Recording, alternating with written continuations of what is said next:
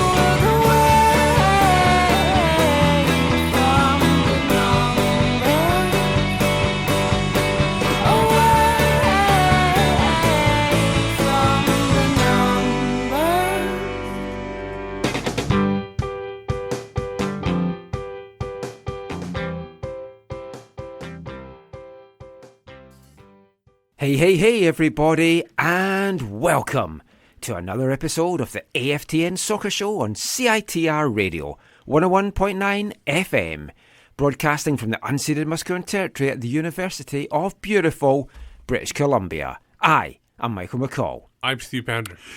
And I'm Zachary Adam Eisenheimer. So, sit back, grab your hand sanitizer, toilet roll of your choice if you've managed to get any, because we're going to take you to a galaxy far, far away. A galaxy where you can actually buy food in shops and necessities. I mean, I take it you guys have been stockpiling for this impending apocalypse. But I went to Costco today. There was no toilet paper there. It was all gone. Went to Superstore. The only toilet paper there was the expensive one. So nobody was buying that apparently. But that was there. But all the rest of the toilet paper shelves were empty. I'm well stocked up because I was prepared, but yeah, it's kind of like when you watch The Walking Dead, End of the World, you don't see them fighting over toilet paper. No, that seems like the least. Maybe that's in the that seems like the least of issues. Yeah, the toilet paper. I know, because it doesn't even make you shit yourself. No. Is there not a shortage of people stocking up on like canned food and stuff? Yeah. That makes sense. I can understand that. Is that happening? I don't see videos of that. No, but the thing... Okay, yeah, you're meant to stock up on canned food, rice, just in case you end up being quarantined for 2 weeks. So enough food to last for 2 weeks. Obviously, that's a lot for you. I'll give you an example. Costco again. No toilet paper, but there was plenty of water. For some reason, there was lots of water. Well, people are starting to buy bottled water now, right? Huh? Yeah, that's what people are... But they're starting to buy it because they don't like the plastic, right? Isn't that what you're supposed to do? I don't know. I don't know either. I stopped buying it. Oh, you just drink your own piss. It's fine. Don't you have to distill it or something? Is it the proper way to do it? It's my special kombucha. I'll bring you some next week. I mean, we've talked for a while that we want to make AFTN go viral. So Zach decided to take one for the team and go on a cruise. Yeah, I thought that was very brave of him. Still, you should cancel that, man. I should have known. When I was reading through all the options, entertainment, and it was like, come see some soccer juggling skills with Joe Corona. Should have known something was up. I mean, it's really terrible because Neil Diamond was meant to be on his cruise ship doing the entertainment as well, but he's not allowed to sing Touching Me, Touching You anymore. He's got to keep a 6 feet difference.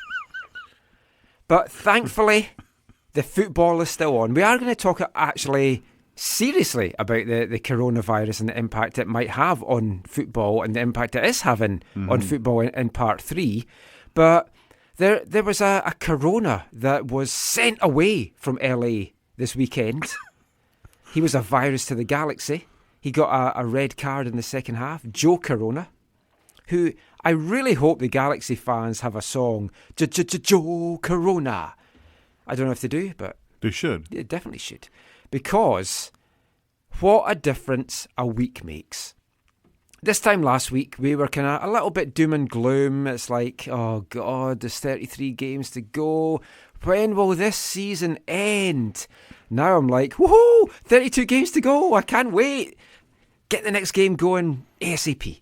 Because I don't know what happened, but the Whitecaps went to LA and for the second time against the Galaxy, came away with a win. Now, I think something that the Whitecaps have done throughout their MLS era is surprise, both in a good and a bad way. They've often gone out and disappointed, not winning matches that you feel that they should win, especially at home. Then they go out and they win matches that you don't give them a chance in on the road, like the 4-0 win in Dallas, and then Galaxy last year, the 4-3 win. I don't know about you guys. I didn't see this one coming. No doubt. And especially when you posted your prediction, I felt like going right away. I wish I knew where to bet money on the Whitecaps. And if I had money to bet on what was the your prediction? 3 or 4-0 to the Galaxy. Oh, yeah. I'm more disappointed in the result because it has seen me exit the AFTN last man standing competition because I took LA. Oh, as soon as I heard the rain There's news, a lot crashed out this weekend, Yes. especially after the LAFC result tonight as well. Yeah. The last time I ran this and the competition, Flounders. it lasted 4 weeks. Last year? Aha. You can start up This was years ago. 4 weeks. And this is something when you run it in Scotland, it runs for like half the season. Yeah. MLS is just so unpredictable. That's my biggest disappointment with the result. I went out in week 1 because I picked the Whitecaps. Yeah, well, that was. Well, I thought we'd get off to a winning So start. you went out because you picked the Whitecaps. Yes. I went out because I went against the Whitecaps.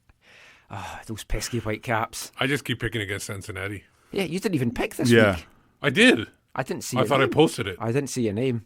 I've told you before I was going to pick against Cincinnati Yeah. every week, but I I think hit post. I think we let him go. We know him. I was Yeah. going to post. I'll it. double check that. I checked tonight to see if you'd posted. Didn't see your name. I hit post. I don't know what happened. Which then. name did you use?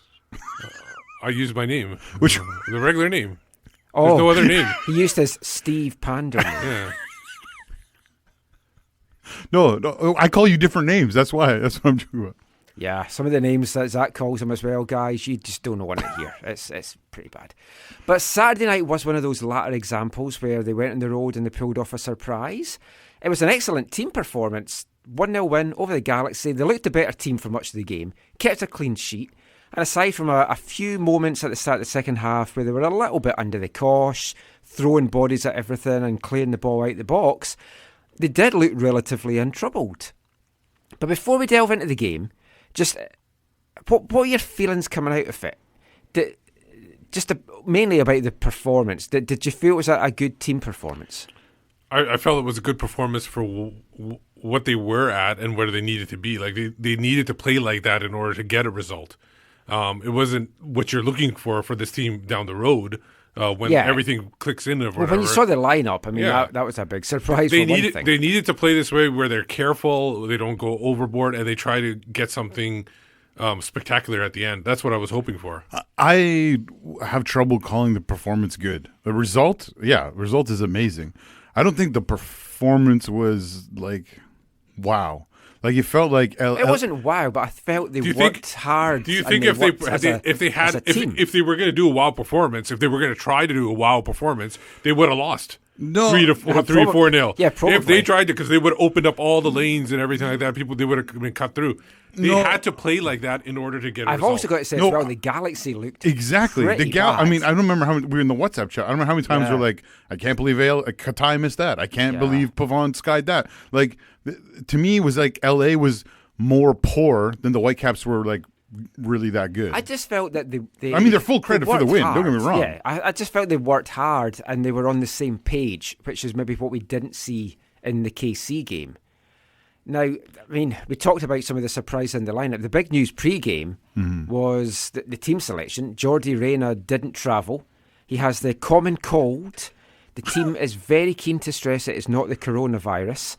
I'm still sick myself. I've had a chest cold for like 4 weeks. It's just simply not going away. That you got while you were in Fisherman's Scotland? friend tonight, so hopefully that's going to help me. Is this a cold you got in Scotland? It is, yeah. But we didn't have any COVID, COVID-19 when I was there. We do now in Fife, actually. I don't know if that's connected. I'm sure it's not. But yeah, Johnny Rayner just has the cold, and I didn't speak to him at training this week, so I'm pretty sure that he's okay. I did speak to Jake Nerwinski, though, and then he missed the game. Was it a hamstring, or was it something else? I didn't kick him in his hamstring. So. It apparently was the last seconds. Yeah, the last of seconds of training on Friday. He just felt a hamstring strain. That's unfortunate for him, but it seemed to have been a good thing for the team. I didn't like when Rayner was missing. I didn't think it was that big a loss, really, because I didn't think he played that well in the KC game. He didn't play well in the KC game, but over his time in Vancouver, he has been off and on. So and he's one of their most talented. Some of the big games, yeah, he's one of their most talented players. And you're right, he does often play up to some of the bigger opponents. Rayner missing, so the team switched to 4-4-2, and it saw Ricketts coming in. I kind of had thought Ricketts might have come in from Dahomey, but being at training this week, for a lot of the week, it was the same lineup that they were going with that had played against KC. But Ricketts came in anyway, up top with Cavallini in that 4-4-2. Now, Montero, we talked about last week, would he maybe come in, play the number 10 role or something like that? Now, you'd think if Rayner was out the team, Montero would then be the natural choice to come in and they would keep the 4-2-3-1. But the feeling is he cannot give the team what they need defensively and put in that defensive shift. Not only defensively, but pressure-wise. Too. Yeah, he does not have the pace. He doesn't have the pace. So MDS feels just can't trust him to do that hard work rate. So his role is simply going to be super sub and maybe the odd start over the course of the season. And the problem is when he does try to do hard work, he gives up penalties. Like last year in Colorado. So I'm looking forward to you guys talking to him and hearing about what his plans are for next year. He has no contract next year. He's going to be expanding his coffee shop.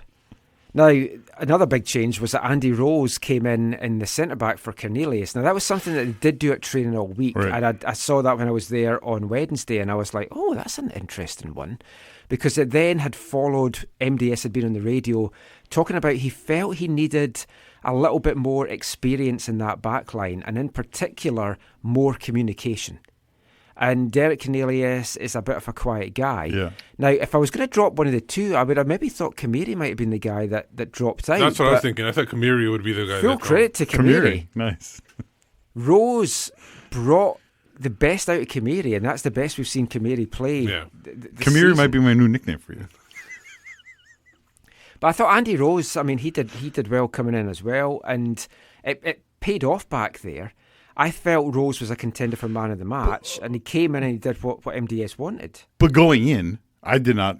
Did you feel good about it? No. Okay, yeah, because going in, I was just like, well, this is not good for DC's confidence, and I don't think this is good for the team, which ended up being wrong. Yeah. Ultimately by the result. But I mean, it was a bit of a surprise when I saw him in the pitch, because I thought, that's a strange one. Because, Ranko has finally arrived. I believe he arrived on Saturday. Gheallaidh did some light training on Friday. Both are obviously needing to get their fitness levels up, so they're probably still going to be a few weeks away, but they should be here on the pitch sooner rather than later. But I mean, Rose did well. And I'm not saying Rose is going to be your starting centre-back by any means, but I feel more comfortable if we're going with Rose and Kamiri for the next couple of weeks than if you'd said to me a week ago, you know what we're going to do for the rest of March? We're going to go with Andy Rose and Jasser Kamiri. But what does that do to DC?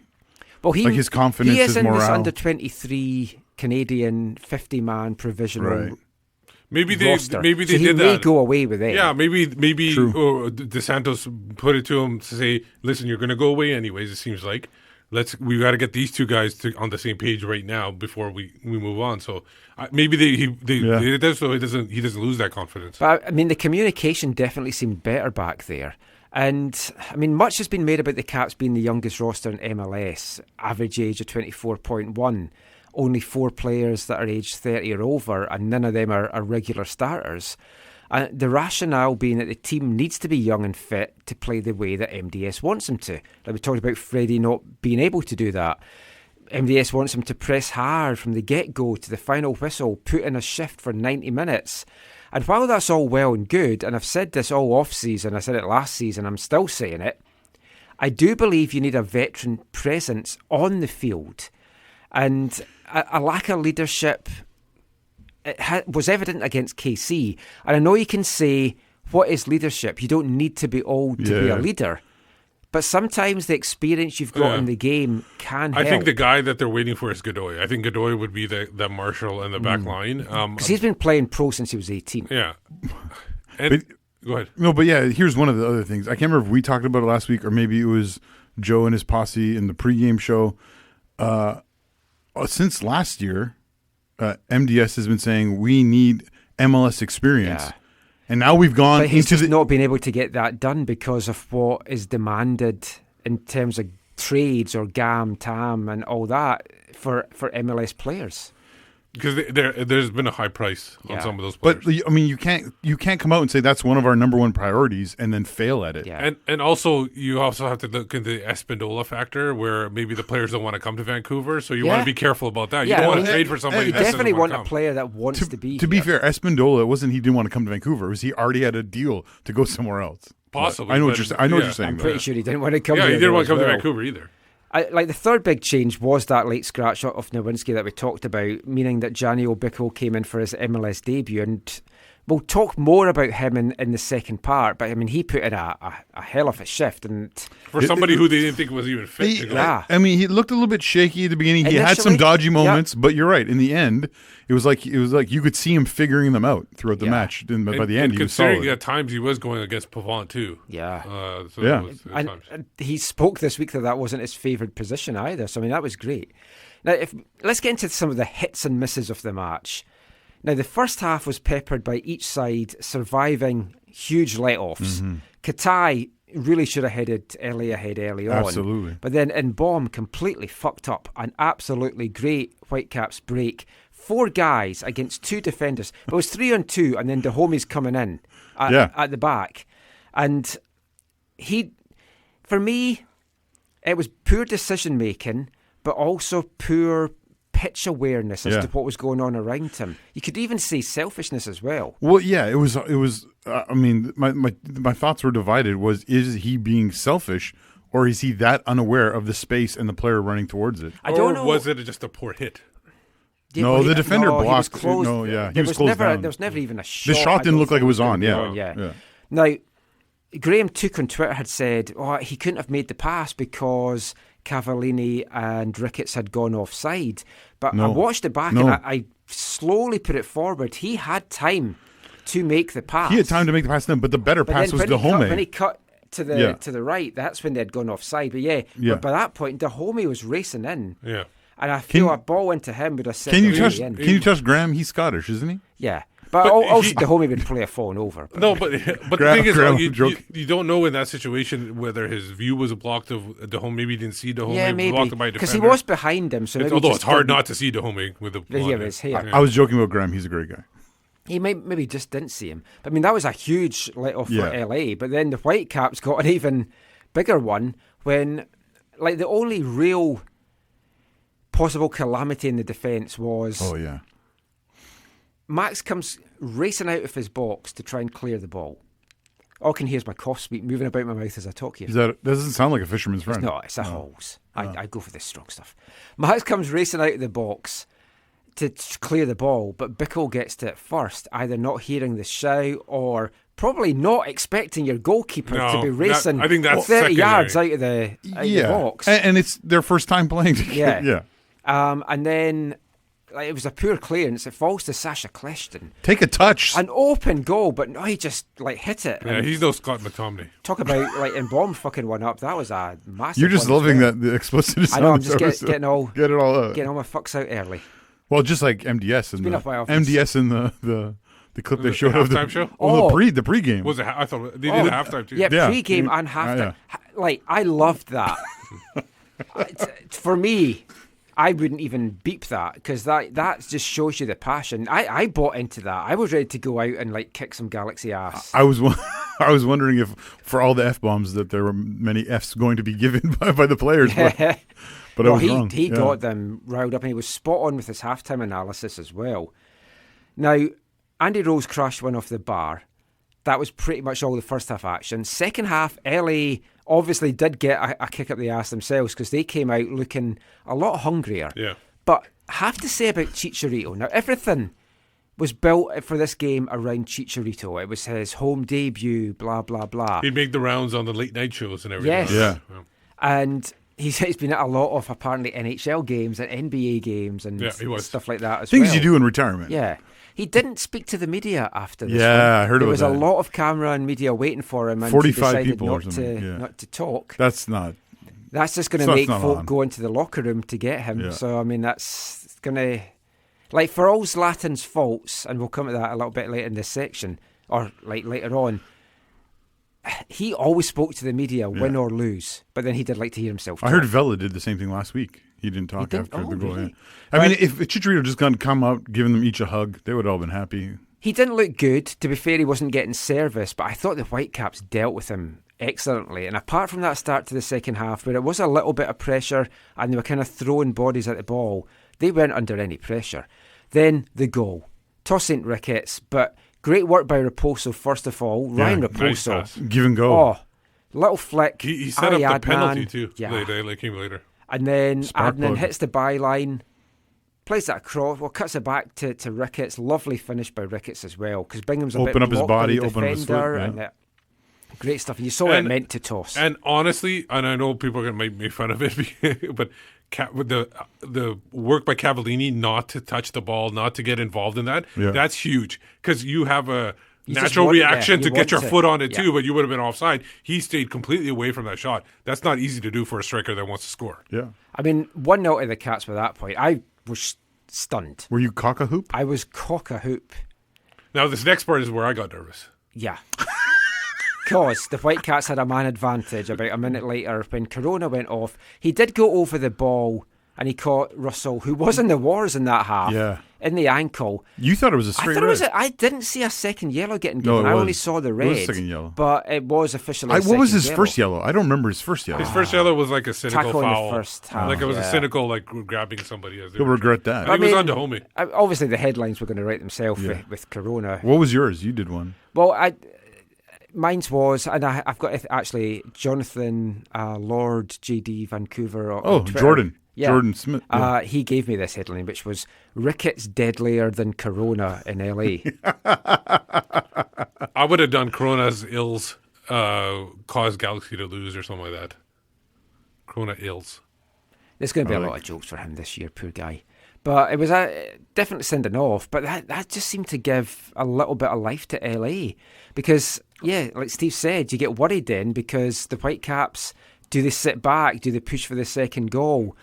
They got the chance. They got a penalty. Great ball from Raposo. Ricketts, there was contact, but to me it did look like Ricketts put his foot and leg out into... That's a natural motion to go forward. No, that's a natural motion. I don't know if he went into him, but it felt the...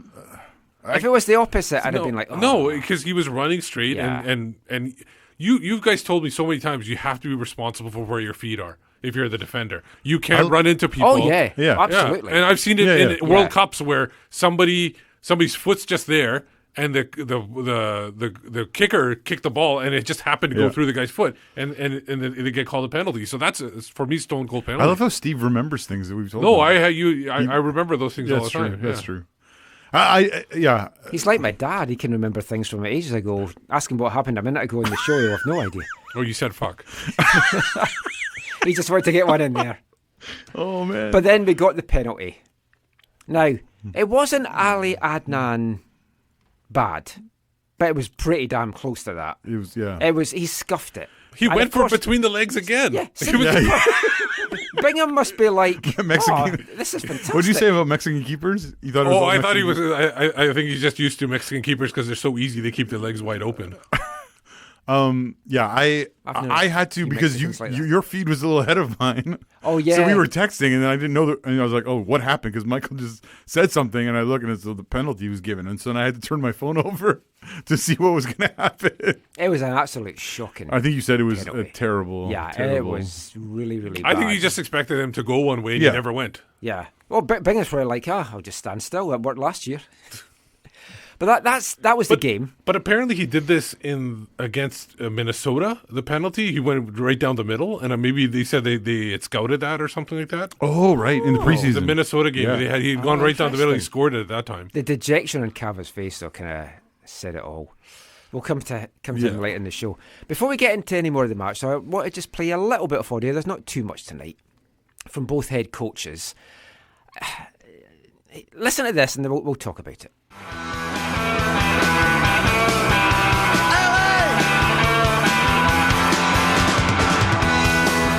LA, Los Angeles, LA.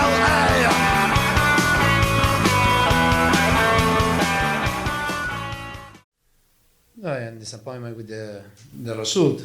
I think we don't deserve to lose today, but sometimes in the soccer, it's not about who deserves to win or to get something. It's about who scored it. They got just only one shot, and they scored in the first shot they had to goal. And we had some option in the first half, especially, but we couldn't. I think we don't get nervous. We trying, but they surprised us in the 73 minutes when they scored.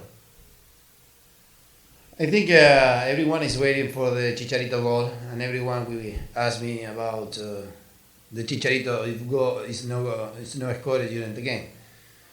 I think I am more worried about the result tonight than if Chicharito scored or not, because I know he's a regular striker.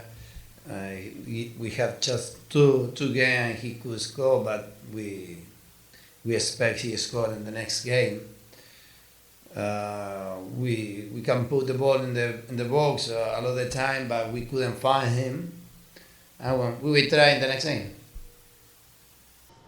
The way we worked and our principles from preseason and how we applied it was the way we have to be, and we didn't see that against Sporting, but we had an incredible reaction today. I think, not only in the intensity of our work and the intensity of how we closed down, the way we prepared for this game, trying to eliminate in their build-up Jonathan and being very aware in the box of a player like Chicharito, being aware of Pavon in transition, that I think Bickle did a great job there. Our center backs did a good work on Chicharito, and we knew the first 15 minutes would have a big hype, and we tried to control that the best way possible, not backing off. Then we scored a deserved goal. I feel we played a good game and we scored a good goal. Then we have the possibility for the 2-0. When we don't score, it brings a lot of emotion and belief to the stadium. But then I think even the substitute players that came in, the players that came in to help, did a good job. And today we fully deserve the 3 points. Talk a little bit about the very beginning. The tone was set right away. Yeah. Winning a corner kick. Just what was the message out of the loss? It was what we work on since day one, and if you come to big games like that and you don't set the tone, big teams like the Galaxy are gonna slowly impose their game, and you have to make it uncomfortable for them. That's what we were not able, and we didn't do against Sporting, and we did today. And if we do that, we'll always have a chance to win. He's the gaffer. You can't try it on with him. He's the gaffer. Even when he's on a limb. He's the gaffer. When his back's against the wall, has the answer to it all. He's the gaffer. The gaffer's there. And as Steve pointed out when we were listening to that, where was Gheallaidh recording that? Was it a cave? Yeah, not great audio from the LA side. And I don't know if anyone's watched the actual audio of MDS on the Whitecaps website post-game. He was touching his face a lot, so you need to get him to stop doing that in this day and age with the coronavirus. You can't be doing that. And I noticed every time I touch my face now. Every time I like try to scratch my eye or touch my nose or something, I'm immediately trying to stop myself from doing it. Yeah. But it's such a habit. The eyes are hard. Yeah, my wife's really bad for doing that as well. And every time Touching she's your doing face? No, she never touches me. We've got a 6-foot exclusion zone. Let's look at some of the positive aspects of the game, just to round this part off that we haven't already looked at. Now, we've ragged a little bit on Ali Adnan in the past, especially last week. I thought he had an excellent game, both defensively, a couple of times, maybe a little bit out of position, and offensively again, he looked really good. So I thought that was a good performance by Ali. Ryan Raposo, as we touched on there, what a debut. An assist on the goal, through ball for the penalty. He looked like a lively spark all night when he came on. I don't think we can really talk about him maybe being a starter just yet. I think having a guy like that coming off the bench is fantastic. Spark plug, man. Yeah. Anyone else you kind of thought deserved praise? You already mentioned Bickle, Tybert. Oh, Tybert, actually. Let's just mention, Rusty, he put in a hell of a shift. That was a workmanlike performance, and he was in the wars quite a bit, I thought, as well. And Milinkovic again had another solid game. Yeah. I thought. Everybody has solid games. It's really them connecting. They haven't really connected right now on the pitch together. Like I think everybody's individually having good games, but once they start having good games together, and connect that part of it, then I think they're really. There were a couple of players I had a few concerns about, but we'll come to that and a few more things about the Whitecaps after this. Hi, I'm Mark Dos Santos, and you're listening to the AFTN Soccer Show.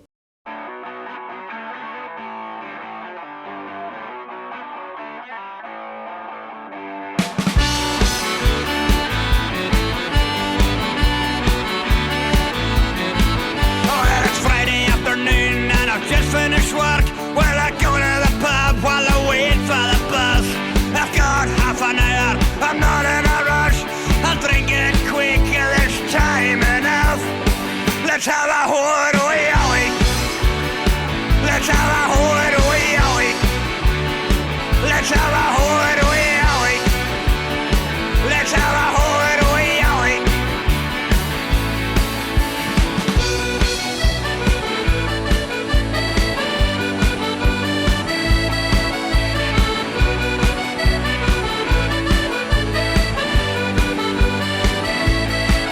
You have cooker for your dinner and a couple of cans. You better go out and check on the lambs. It's Uncle Lechin from Echelfechin. He's got a half bottle and he's looking for a session. Let's have a Horo, let's have a Horo. Welcome back to the AFTN Soccer Show on CITR Radio 101.9 FM. Broadcasting from the unceded Musqueam territory at the University of beautiful British Columbia. And I don't know about you, but right here, right now, we're having a Horo. That was Peat Diesel there, our Artist of the Month, in residency for March. The opening song from their second album, Light My Byre, that came out at the end of January. Don't know if I explained last week what a byre was. It's a cowshed in Scotland. And you're getting to learn some more Gaelic as well in that song. That'll be something you can talk about learning at the end of the show, Zach. Horo means an impromptu party, a shindig. And I think we all had one of those on Saturday night. I'm not sure many folk were expecting to have a party to celebrate a Whitecaps win. But that is indeed what we did. And there were 3 debutants for the Whitecaps on Saturday. Raposo, we just talked about.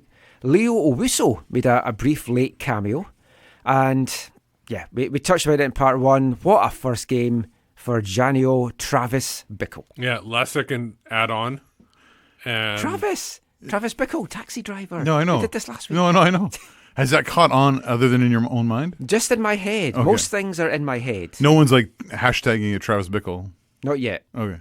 Wait till we get the song going. Okay. Speaking of Bickle, playing not only in his debut, but in a position, like you said before, he doesn't like. It's just secondary. Yeah. Well, it's not that he doesn't like it. It's his least favourite of the positions. Of the that two he can positions play. he plays. Yeah. He can play central midfielder as well, but he's primarily a DM.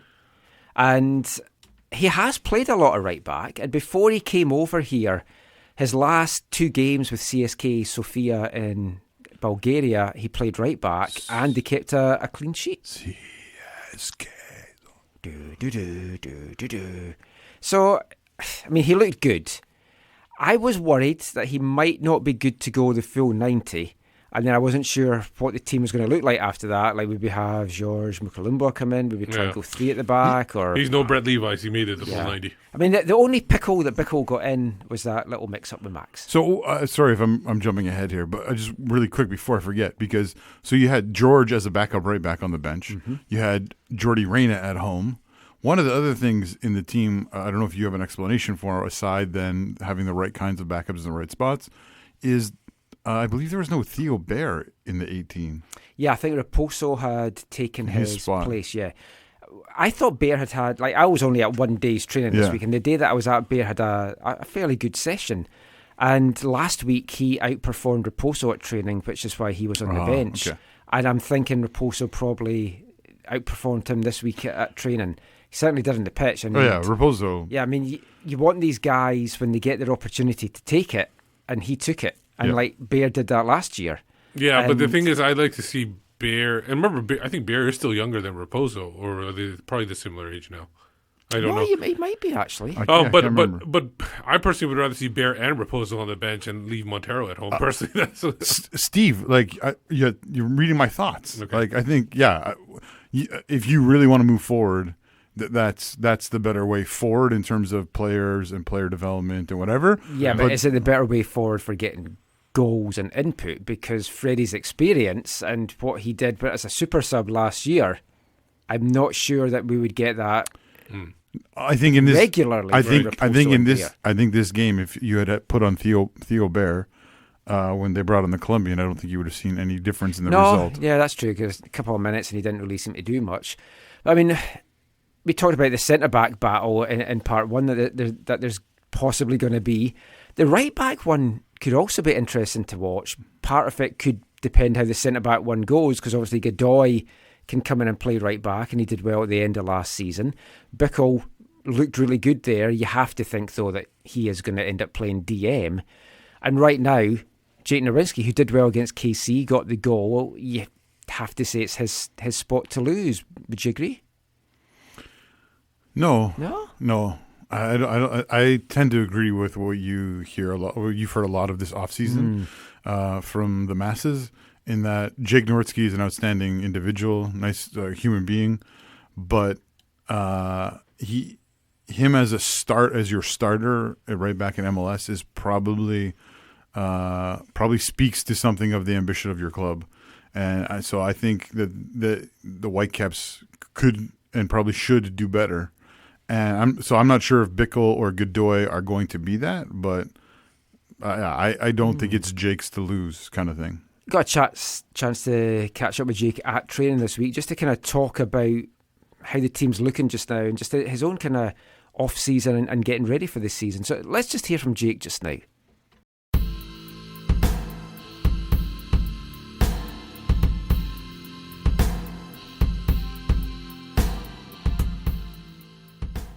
So, Jake, when you went to bed on Friday night, you'd have been dreaming of a win, but did you imagine you'd get the first goal of this season? Yeah, I always imagined it. No. No, to be honest, no. I knew that Mark wants me to play higher up the field this year, and he wants me to take my chances when I see him. And for some reason, I don't know why, I knew that ball was going there, so I made that run inside the 6, and it was a great play by David. I was just there to finish it. We were all like, why is there a fullback in the 6-yard box? It made no sense, right? I'm surprised I didn't get yelled at yet. If there wasn't a goal, I would have been yelled at. Like, talking about playing higher, that was one of the things I wanted to talk to you about. It was very noticeable inside this game. You got forward so much. It was probably, I think, one of the best, if not your best, offensive performance that we've seen from you. So that is what Mark's asked you to do, like, just to get forward and press more. And Yeah, I mean, it's the style that we play now. It's the style that he wants to play. And it's also having trust in your guys when you go forward, that you know you're going to have that backup in the defense. I know I trust Yasser to clean up anything if I get forward and it doesn't come to me and it gets down in our end. It also puts a lot more demand on me for running. Yeah, I was going to ask about fitness-wise. Yeah, have you had to put in extra fitness stuff? To be honest, this is the fittest I've ever been, and I've worked with the strength coach, John Poley, in the off season a lot and in preseason, and we got to the point where we're really happy with our map right now. I feel good running up and down the field, so that enables me to get forward more. Now, Mark kind of talked about it yesterday, that you've looked at the game as a team and you just don't know really what was behind the difference between how you played pre-season, how you played Saturday. Some of the players after the game talked about like pressure of the first game, being at home, like arriving, having all those fans outside. Was there a feeling that amongst the squad that you had? Was it like an over pressure that you had to get off to a good start? Yeah, I think it was just a lot of emotions. I think it was a lot of, I don't know if we have pressure, but we were anxious to do well because we know it was such a disappointing season last year. Yeah. So we wanted to come out, and we wanted to win. We wanted to do well, and I think in our minds, we forgot about the tactics that we wanted to follow because we were so, caught up with, we need to score, we need to win, we need to, we want the fans to be happy. And I think we need to just get back to, preseason where there was no fans, to be honest, and it was just like we were focusing on our tactics, and that's why we were playing so well. So I think we got that first game out of the way. It's unfortunate we didn't get 3 points, but now we get to really learn from it, and we get to get back to how we played in preseason. Arriving at the stadium, I know it's a new tradition that the club are starting this year. How was that for you? Because it seemed a massive throng of folk. One of my writers was there and did a piece about it. It was his first ever time being on a march, and he was blown away by it. And Mark talked yesterday about he's never seen anything like that. How did it feel for you getting off the bus? Yeah, I'm going to be honest, that was probably the best experience I've had in being a part of a professional football club in my soccer life, really. Just getting off the bus, the crowds surrounding the bus, getting off and seeing all those fans so excited for us, it was awesome. It was a great feeling. When you look at the start of the season, I know Mark doesn't like to look too far ahead. He's like a one game at a time kind of guy. I don't know if you are as well, but the first 10 games, first 2 months, it's so tough. And then there's that 4-game road spell where you're doing Cascadia and San Jose and then Toronto. Getting off to a good start, getting those points on the board, is that something that's been talked about to try and get as many points on the board before you hit this tough away spell? Yeah, I think we talked about getting points at home especially. We want BC Place to be a hard place to play for any team, and that's what Mark did stress at the beginning of the year. We want to make sure that we capitalize on all the time that we're home, that we don't have to travel cross country, cross continent really, and I think that's important, and it was a big missed opportunity last Saturday. I know Mark's frustrated at the delay in getting some of the guys in. They're starting to arrive. I know Ranko's coming soon as well. Getting the chemistry up, do you think it'll still take a few weeks before the new guys can integrate into the team, or do you think they'll be able to fit in pretty quick? No, I mean, the new guys that have come, Michael and Owosu, I think they've already been integrated. They're coming in, they're training hard. They're good guys, good locker room guys, and they want to win too. You can tell that from their training. They put in hard tackles. Sometimes maybe a little too hard, but you gotta love it. You gotta love the intensity that they bring. So I think, no, I don't think there's a lack of chemistry right now. I think it's just a lack of putting it all together.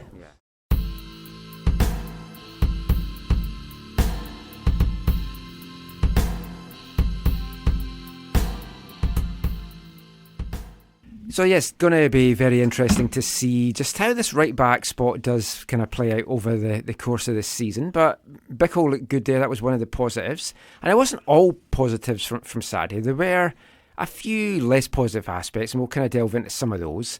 Now, the midfield was better this week, but for me, it's still lacking some bite. Yeah. Dong's deal should be announced next week, according to numerous reports out of Korea, assuming he's not quarantined, because... in all seriousness, I don't know what testing they're going to be doing for the Korean players and stuff. But, I mean, that should help. I think it's the most exciting dong since when you hear the Undertaker's WrestleMania. Yeah, at WrestleMania. So you said the midfield... He showed up today, Oh, did he? You said the midfield improved. When the bar was pretty low for... Yes. Yeah.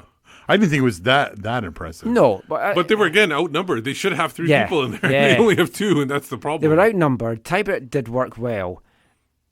Owusu is hopefully going to be the go-to soon, and I wonder then if that's when they'll then switch to 4-3-3. I think so. I think it is going to make a lot of sense then. In Bomb, though, not liking what he's bringing so far. But again, I think if there's a third person in there that's pushing play and like Owusu would, and having to do those tackles and having to put in the defensive shift where Bomb doesn't maybe have to do it as much, maybe that changes everything. Maybe he doesn't play well in a 4-4-2. Maybe it's not his style. He got a high rating on who scored, and he had, I think it was 89% completion of his passes. So in that regard, It's the final great. third passing. Yeah, with but the, it's the eye test for me. Maybe I just need my eyes tested. I'm not seeing stuff, but Maybe Hong needs to go back to the number 4 because this number 6 doesn't seem to be working out so well. I don't think he's the number 6. I don't know why he's playing in that position. No, but he switched his jersey number. Oh, right, okay. I well, know. a jersey number that's kind of haunted the Whitecaps, and the MLS era No, is the number 7? 9 jersey. Oh, and number 9. Oh, and then number 7 as well, yeah. Which brings us to the attack. Any concerns over Cava so far? He should be on 3 goals by now if he'd take all his chances. Obviously, it's way too early to hit the panic button on him, and we saw him play well pre-season. We know what he can do. He's done it at a high level. But I do have constantly at the back of my mind that Vancouver's the place that strikers come to die.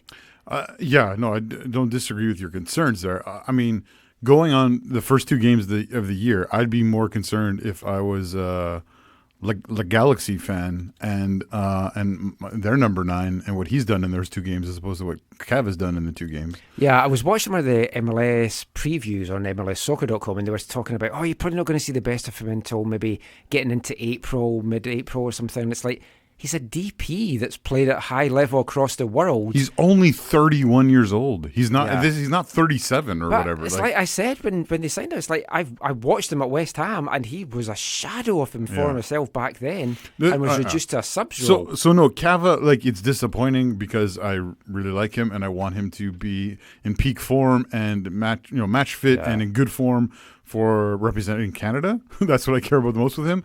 But so it's been disappointing both these games, but again, I would probably be more concerned if he hadn't had these opportunities. Yeah, or I have the opportunities he had. The longer it goes on, I mean, he always says he doesn't feel any pressure and stuff like that. But he's going to start thinking, one of those should have gone in, and he just looked deflated after the missed penalty, and it could have cost him dear. Yeah. Because LA kind of just threw everything at the Whitecaps in the closing minutes, but again failed to kind of generate anything. I'm not overly concerned at this point. It's just 2 games in. I didn't think the first game. I wish he could have scored a goal, but the second game, and the goal could have came from anywhere at this point.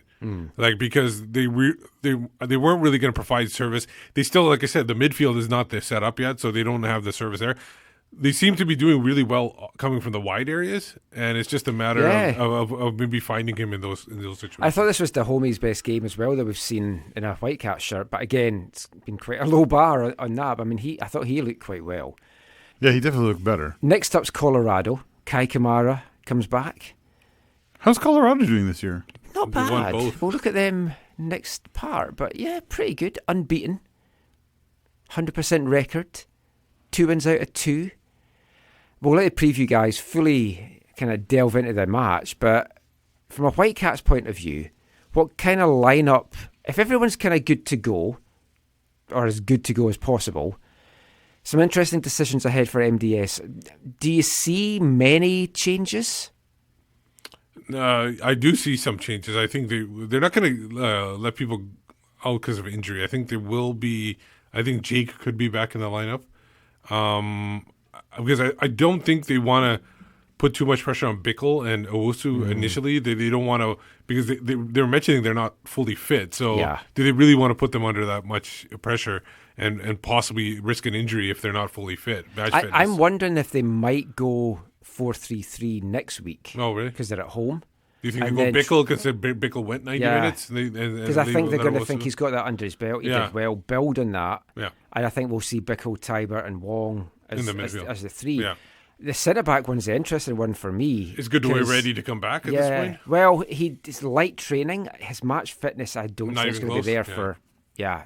He's going to have to get some... And Renko was supposed to be in town this weekend? Yeah, and again, he's going to take a little bit up. I'm just wondering if we're going to see Rose and Kamiri again. Is it going to be if it ain't broke, don't fix it kind of thing? And I think Rose played... Did he play centre back against the Colorado last year, or was he playing midfield? Know, he had a couple of outings. I know he scored a goal. Yeah. He scored the winning goal against Colorado. Yeah, he did.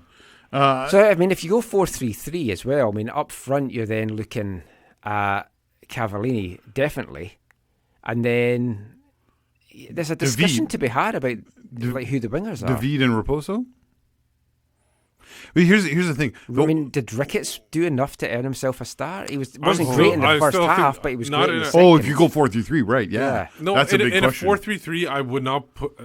I just don't like Ricketts as a winger all the time. I don't mind him.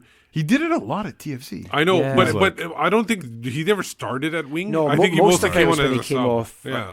as an impact sub. Yeah, This is a good question because I think we were talking pre-show or after at the break or one of the interviews around whatever, but they're it feels like, all the big talk out of week one was, we were anxious with the nerves and blah blah blah blah. That was like one of the decided talking points from the team. It feels like this away game, like they weren't worried. They knew there was like 5 to 10 or 20. well, no one expected fans. him Yeah. to do anything either. Yeah. And so Gheallaidh actually talked about the pressure on his side. Totally, the expectations were low, and they just went out and kind of got the job done. I'm a little concerned that they come back to BC Place and there's too much pressure, or they try and play too differently. Yeah, because again, and expectations are now going to be raised. my other concern is the well-being of Max Kripo's head that took a left foot to the face in the game. He did take quite a heavy hit. I mean, he Yeah, got but up, they assessed him, but I mean, we were talking on the chat during the game. It's like, I wonder if he's going to have to come off. Honestly, just because you take a foot to the head, a lot of people have done that and they're fine. It's Right. not an automatic that's concussion. And goalkeepers He could've- have thick heads. I And mean, then look at Steve. he could have also been playing possum or whatever you want to play. Say that, I and wondered slow that down when he- the slow down the game. When he and do first that. went down, I what is he, thought Wesley that Charles? until I saw the replay, and then I was like, "Ooh." No, exactly. When I saw the replay, I was like, "That's not a joke." So what's the deal? Isn't there like protocols after to check? Well, yeah. I mean, the medical staff's pretty good at the Whitecaps. For stuff They would like have that. So had the they'll- doctor check him out if Yeah, there was they'll- any they'll signs. check So they it. did during the game. Do they probably have to do after? They would have done it at halftime as well, and I'd imagine Right. they check it after, and then when he gets into training. So next it's week as only well. if you, he like- shows any Yeah, if he symptoms shows or any concerns, signs, yeah. then they have to go through the certain protocol. Yeah. Yeah. Yeah, okay. Anyways, I hope he's okay because, I mean, when that happened, it was like, oh, the game's over. Like, because that was before the goal, right? Yeah. And it was just like, oh, okay. Do you have faith in Brian Meredith? He kept a clean sheet pre-season. I think I messaged you guys and Yeah. said, why don't they just bring on all three flounders at one time if they're going to bring on Meredith? What's your predictions then for Colorado? I think I have a feeling they'll pick up a win against Colorado. Colorado, I know Colorado's doing really well, but like you said, nobody's really going to be running away with this initially, and I don't see Colorado getting 3 straight wins. I just don't see that, so that's why I'm betting against them. 1-1 draw. I was going to say a draw. I'll go 2-2 then. 2-2 I nearly went for. But I reserve the option to change that after I listen to the pregame show with Joe and That's his, fair and enough. his people because they'll enlighten us all. Just to let you know, I'll be picking against Cincinnati. Pencil that in. Unless you've already, I was going to say, unless you've already picked that team, but that's probably unlikely by week 3. Yeah. Anyway, we're going to be back with some more chat and a look at the coronavirus after this. Hi, this is Andy Rose, and you're listening to the AFTN Soccer Show.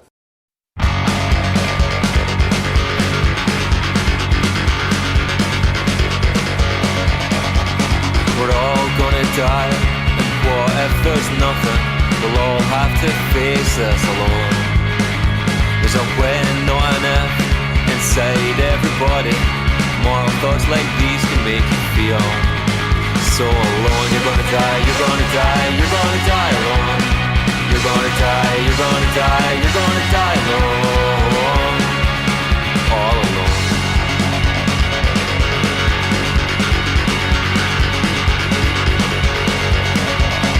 What if I don't become famous posthumously? Maybe my story's no good.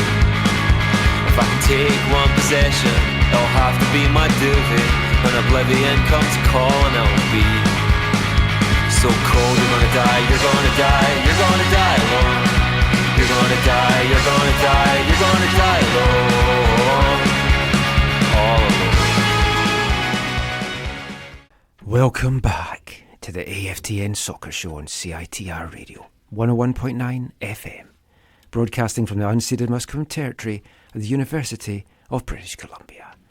I thought Peat and Diesel were quite upbeat. I don't want people to think that us Scottish folk are that upbeat all the time. So obviously I had to go with another Scottish singer there, Malcolm Middleton, one half of Arab Strap. proudly wearing their T-shirt tonight. The boy with the Arab strap. Yes, that song was about Arab strap. All I remember about them is I listened to some of the music back in the day, but in the dorm, when I was doing my undergrad, we used to play that game, Worms? Atomic Worms or whatever it's called. Worms Armageddon. Yeah, Worms Armageddon. And one of my buddies would name all of his guys after bands or albums or whatever. So, yeah, the boy with the Arab strap or Arab strap was always one of them. Yeah. Fond memories. Arab Strap were a fantastic band. Quite sad and melancholy, as that song, We're All Gonna Die, probably would maybe give you a clue. Future Artist of the Month. I should, actually. I've got a Wavelength song by them that I've never played, so I probably should. But that song, We're All Gonna Die, was Malcolm Middleton's 2007 Christmas hit.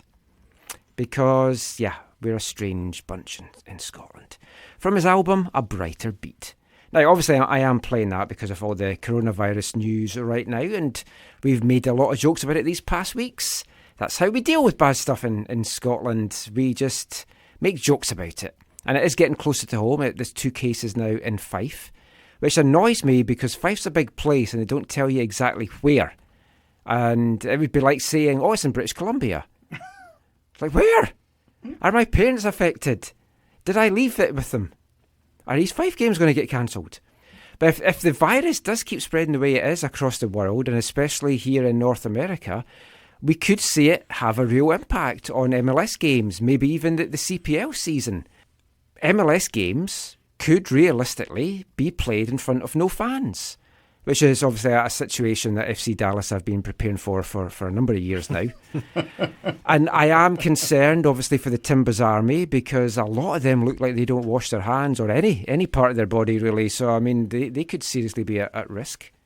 Elsewhere in the world, 3 players with Italian Serie C side, Tuscany-based Serie C side, US Pianese, they were diagnosed with it last week after a game in Siena, which is in the north of the country. 16 million people now in the north of Italy are quarantined, and they face jail if they breach the quarantine and leave the area. The Italian sports minister called Serie A irresponsible because he wanted all their games called off, and they went ahead and played matches behind closed doors instead of having a full postponement. And it will happen until April 3rd. So most of Italian sports, not only just football, but all the events are happening until April 3rd with no fans. Because last weekend, the Scottish women's rugby team were in Italy to play a game, and the game got called off. Yeah. One of the women players then contracted coronavirus from being in Italy, which forced their game at home to France to get called off this weekend. So I've heard of so many people, like they're saying, because when you hear the news, they talk, somebody here got tested positive. They were skiing in Italy, which is obviously northern Italy, right? So there's and in I think Switzerland's pretty close to. Yeah, it's right on the border. You can go from the Dolomites into Switzerland or into Austria. So Switzerland is suspending the top 2 divisions of their football leagues. 20 clubs, they made the decision, and they're going to be suspending everything until March 23rd. And Switzerland has also introduced a ban on public gatherings of over 1,000 people. I mean, young boys should be okay. It's mostly the 70-odds that's getting affected. It's a grasshopper to look at.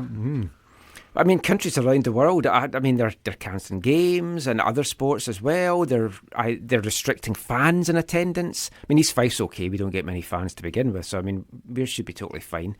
A number of games are going to get played behind closed doors. And there's a lot of concern in the UK that a shutdown or closed doors games, it could bankrupt some clubs or at least cause them a lot of financial hardship or lost revenue. But people's health is first and foremost. The English Premiership, they banned handshakes. They were encouraging people aged over 70 not to go to games this weekend, which was a slight problem for Crystal Palace's manager Roy Hodgson, who's 72.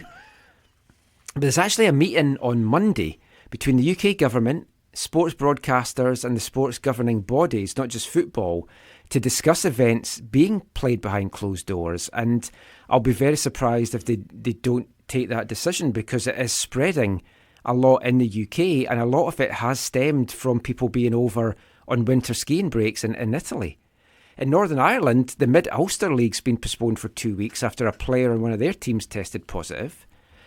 But over here, there's not really been any action taken yet. And Santa Clara, which is San Jose area, Yeah. they advised to cancel it. Yeah. They didn't. The San Jose decided to play the Earthquakes. There was a hockey game, too, that they almost canceled as well.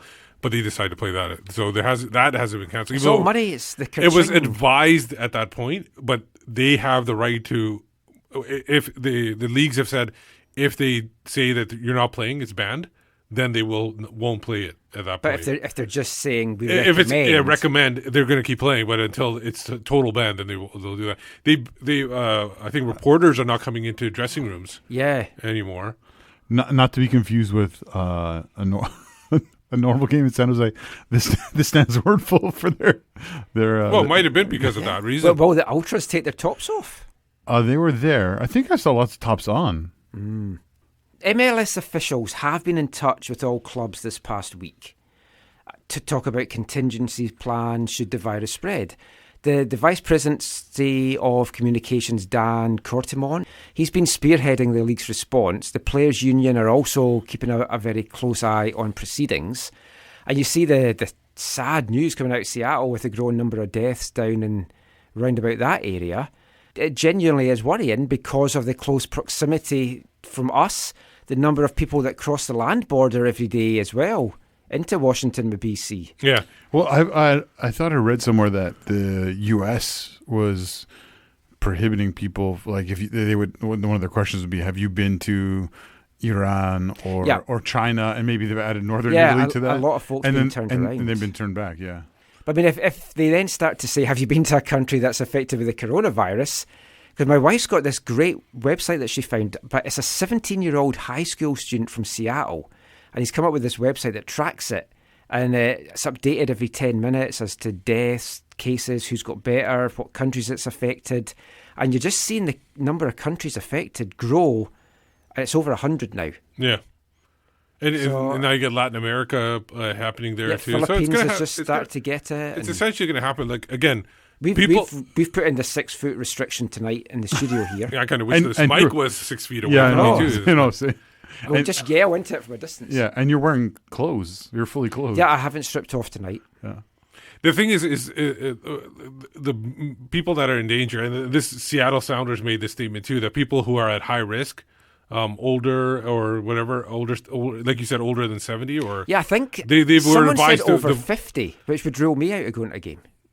They were basically told to avoid going to the games. People who are sick and are at high risk, essentially. Yeah.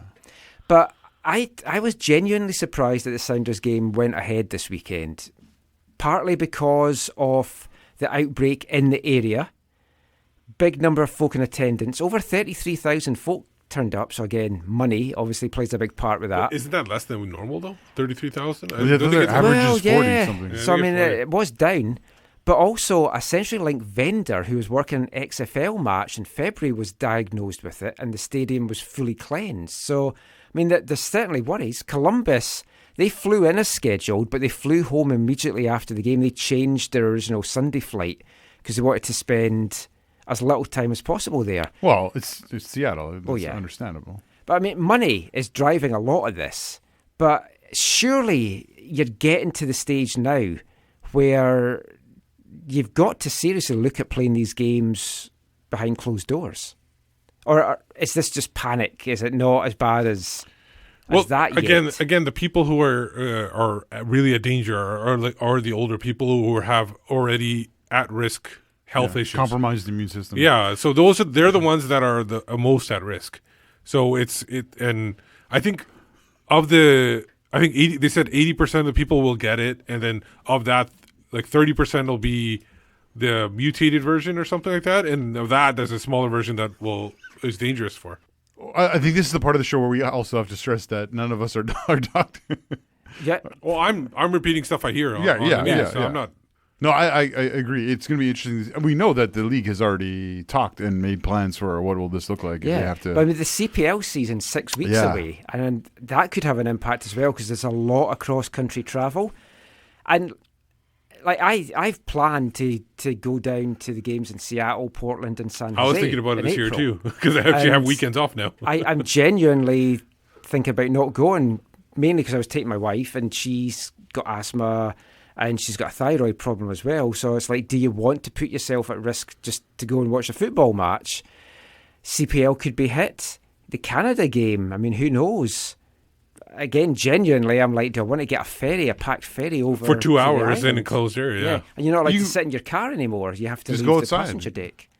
It's cold. Yeah, don't wear your parka. I've already got a chest infection, which was getting better. And then I foolishly went to 2 VMSL games last weekend, as I was talking about, in the cold, and then I've come back down with it again. So, as you coughed all over us when you came in. I've coughed into my armpits. It's all good. And then you rubbed it on Steve's head. Well, Johnny Russell hugged me last week, and he was playing yesterday. So, I mean, it's all fine. I mean, it's impossible to know how all this is going to play out. But, I mean, it could be dying down in April, or we could all be dying by April. So, I mean, who knows? But let's get on to happier things. Kind of. Because one thing it is going to impact, I think, is the fans' interactions with players. There's not going to be any more hugging. Maybe not autograph sessions. How about the walkthrough? Well, they're going to widen it. They're going to widen the area so that the fans aren't in as close proximity, and that is it's harder totally to throw sensible. the tomatoes. Yeah. Hopefully they can widen the route for the bus to get through as well. That would help. But as we saw from last week's reception, though, for the players, when the fans arrived at BC Place, it was fantastic. And if the Caps are ever able to have a trophy-winning MLS side, there's certainly going to be a Horo alley in the city. It's a football city. It's a city that so badly wants to have a championship-winning sports team. All respect to BC Lions, but the Grey Cup doesn't quite have that buzz about it as a North American trophy. And we heard Jake talk about it in the last part about the fans at the March, and about that was his biggest sort of things he's ever played in front of. And MDS also had a few things to say about it this week as well. Let's hear what he had to say. Look, I was with LAFC and with Carlos Vela. He went to a lot of places where he was received in an incredible way, but never in my life I saw a reception like the one we had. So I never experienced that as a coach. It was incredible.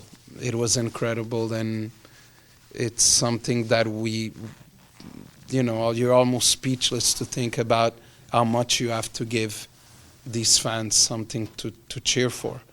And that's what we saw on Saturday arriving there, and that's why we care so much about this, is trying to find solutions to really give them back, because it was an incredible situation. I think maybe Ali lived something similar in Iraq, maybe, I don't know, but it's tough to say. I felt it's like it's like a team arriving at the final of a World Cup. It was a very impressive moment to say that happened in Vancouver. It makes you think that when the club won the NASL, you understand why there was that environment in the city. So yeah, MDS waxing lyrical and raving about the fan reaction on opening day. Do you think we'll see the same kind of reception reaction this coming weekend and for future weekends, or was it just that was the opening day new season smell that made everyone come out? Or if people paid attention to the LA game, I think you might not get as much as the first week, but you'll get a little bit better than what you might have if they came back with a loss. So I think that makes a little bit of a difference. But I think the first week is people do come out, and then it'll taper off a little bit and maybe pick up if they start winning games. Yeah, the kickoff time too is 4:00 instead of 7:30. So I like those times. I wonder. If I that's usually good do, or but bad. it clashes with a VMSL Cup semi-final. Yeah. I have a big decision to make. I prefer the earlier starts. I don't like the 7:30 starts. No, that. But I'm 4:00, not a big like fan it of takes that. the whole day. Like Yeah. your whole day is gone. The Well, 4 I'm o'clock. I'm used to 3 p.m. kickoffs. That's just what I've grown up in. I like 4. You're done at 6. You're home by 7 or 8 o'clock, and you don't have to worry about Michael like messaging you. Where's the match report? Where's the match report? I wouldn't have to message you if you did it before you left the stadium, but I mean. Then I won't get out of there. I probably wouldn't get out of there till so long then. Now, a lot of the new traditions, as we talked about last week, have a lot to do with the breath of fresh air that swept through the Whitecaps front office this off-season, the appointments of Axel Schuster and CEO Mark Pannes. They seem to have invigorated the fans as well, and not all.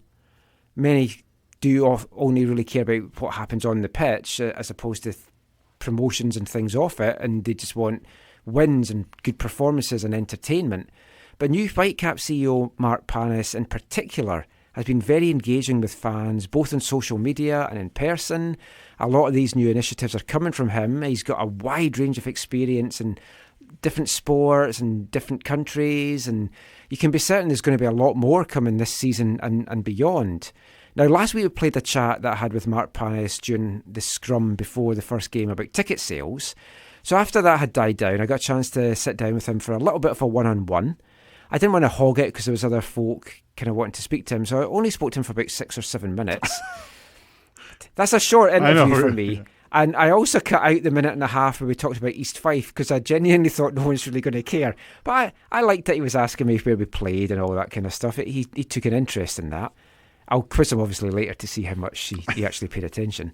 But let's hear what he did have to talk about Whitecaps-wise.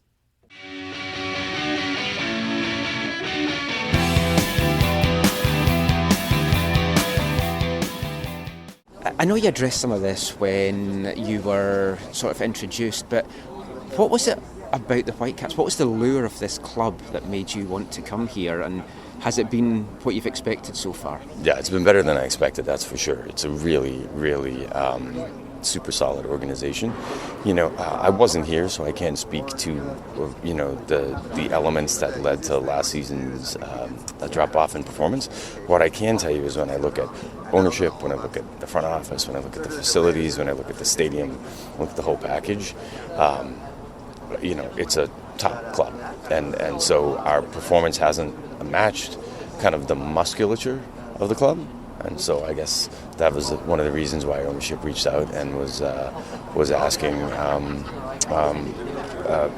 people in the industry how it could improve. And the way the feedback that came back to them in this specific instance was let's reinvigorate the sporting side and the business side with 2 new leaders. And so that's how I got here.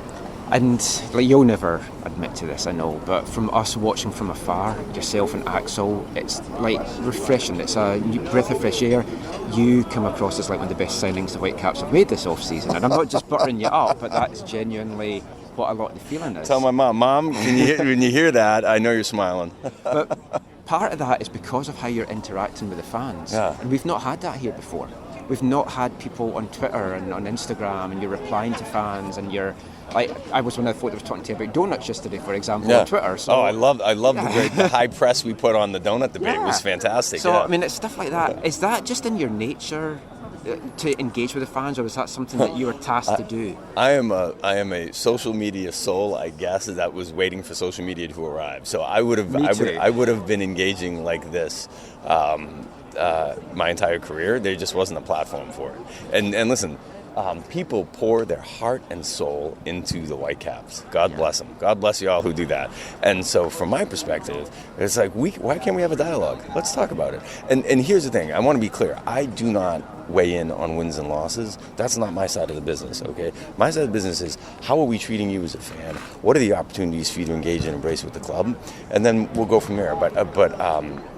We have a sporting director, a head coach, and players who can all speak to what happens on the pitch. And I'm a big believer in chain of command and protocol, and that all happens on that end of it. So don't be expecting tweets from me saying, great win, or here's what happened in the loss. That's not my side of the business, and I make sure I stay in my lane on that stuff. Yeah, your background really interests me because a lot of people I'm from Scotland, you can probably tell. Yeah, sure. Whereabouts?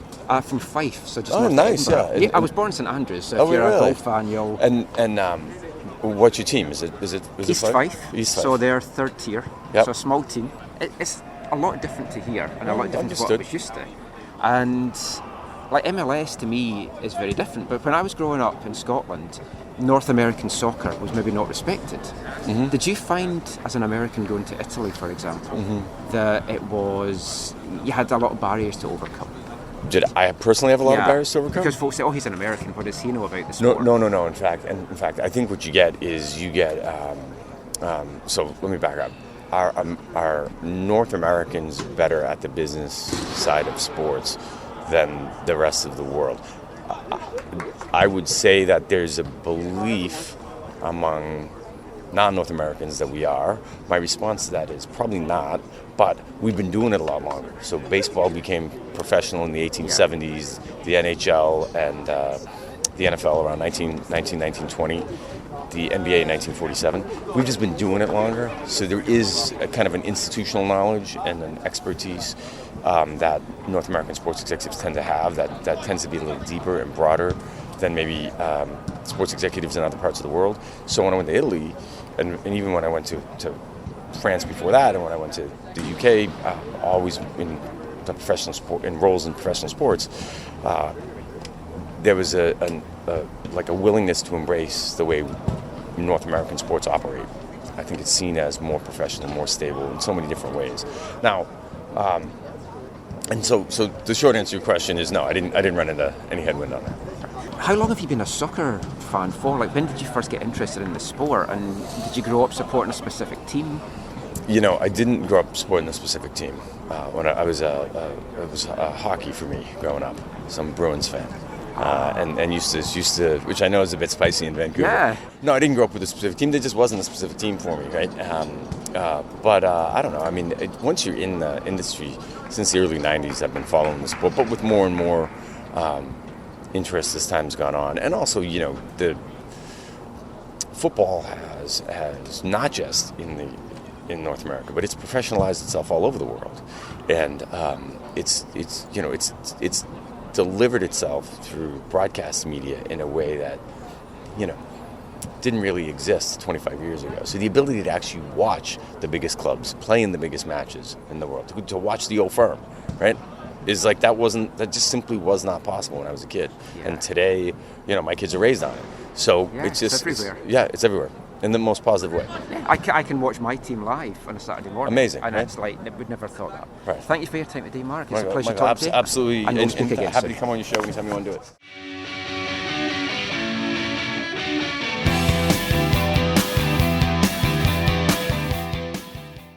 Whitecaps CEO Mark Pannes there. And I know that probably sounded quite arse-licky at times, but I do genuinely feel that his signing, if you can call it that, this off-season, is as important as Cavallini's. It might not sell jerseys directly, might not get goals. Cavallini hasn't yet either, but and points. But what he does with the Caps off the pitch, and this season, next season, I mean, that's going to shape the direction of the club for the decade. What's your thoughts on what he has done so far? How are you feeling about this kind of off-season changes?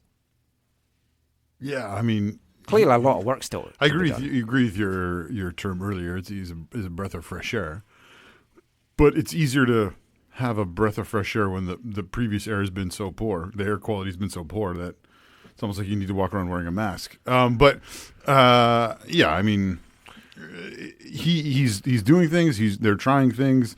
I think, you know, talking to people who are still engaged in working with the front office on different things, there is this feeling that as much as Axel and especially Pannes are helpful and their direction and some of the things are good, there is still a bit of the people below them who connect more actively with the supporters are still a bit of in the same old institutional mindset that from the culture that's been created for, you know, decades before that. And so there's this hope that the positives of Pannes will become a part of the actual culture of the people there, and they'll begin to see some change on those fronts. Like right now, for me, they're not even on the first step right now. They're just getting to the first step. They need to get to that first step. What is the first step?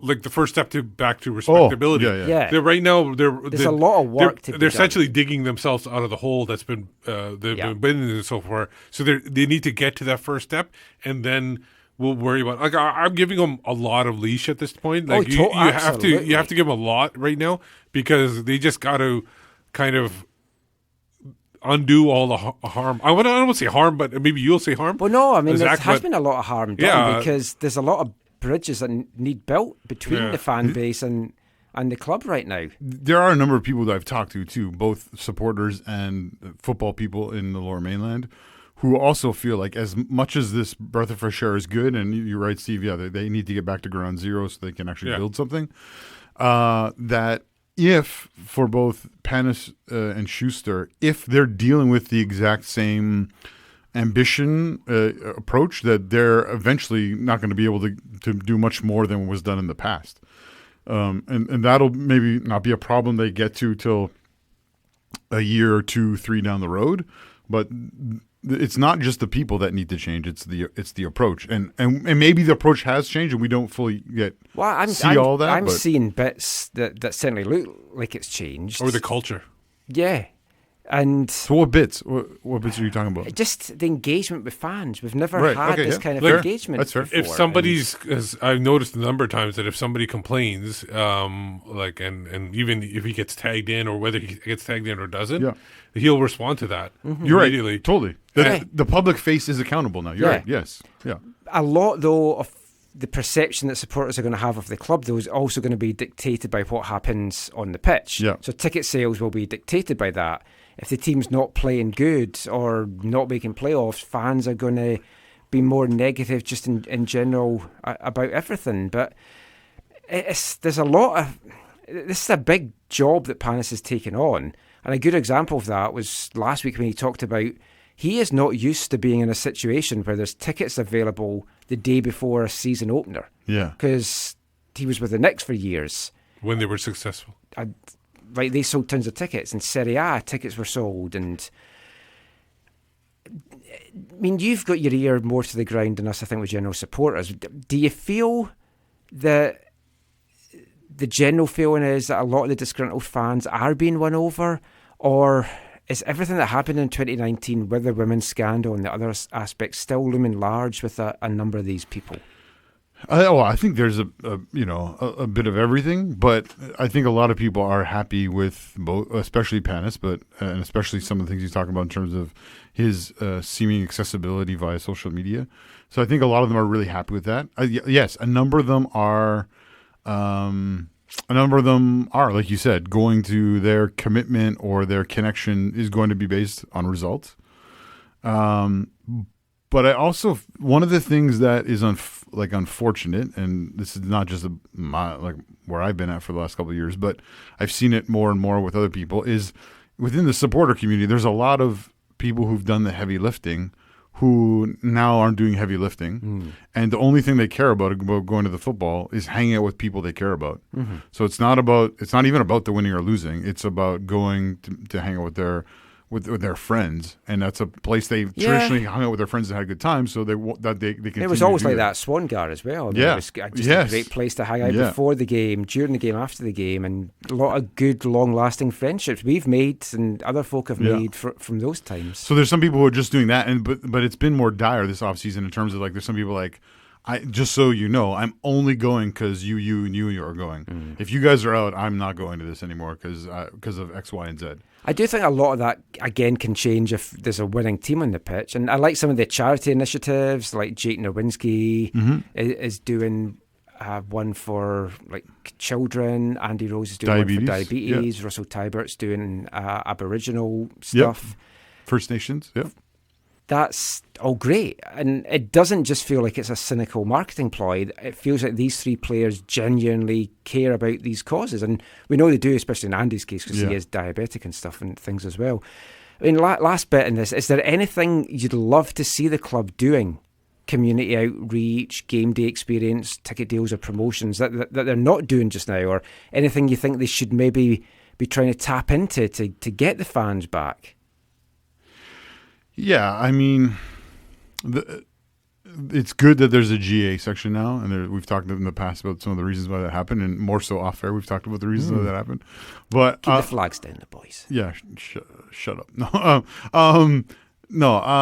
But there's still more that needs to be done with that because, like I said, some of not the Mark Pannes of the organization, some of the people below that continue just to try and make the supporters a part of the marketing arm. And this is a bigger discussion that maybe we'll have at a different time. But there's been some things that have happened that are will put off the traditional. Supporters have kind of the traditional, even North American mindset would probably be a little bit put off by. And so there's some things like that need to change. Or Mark Pannes, I think, has the opportunity to speak into, and hopefully he will.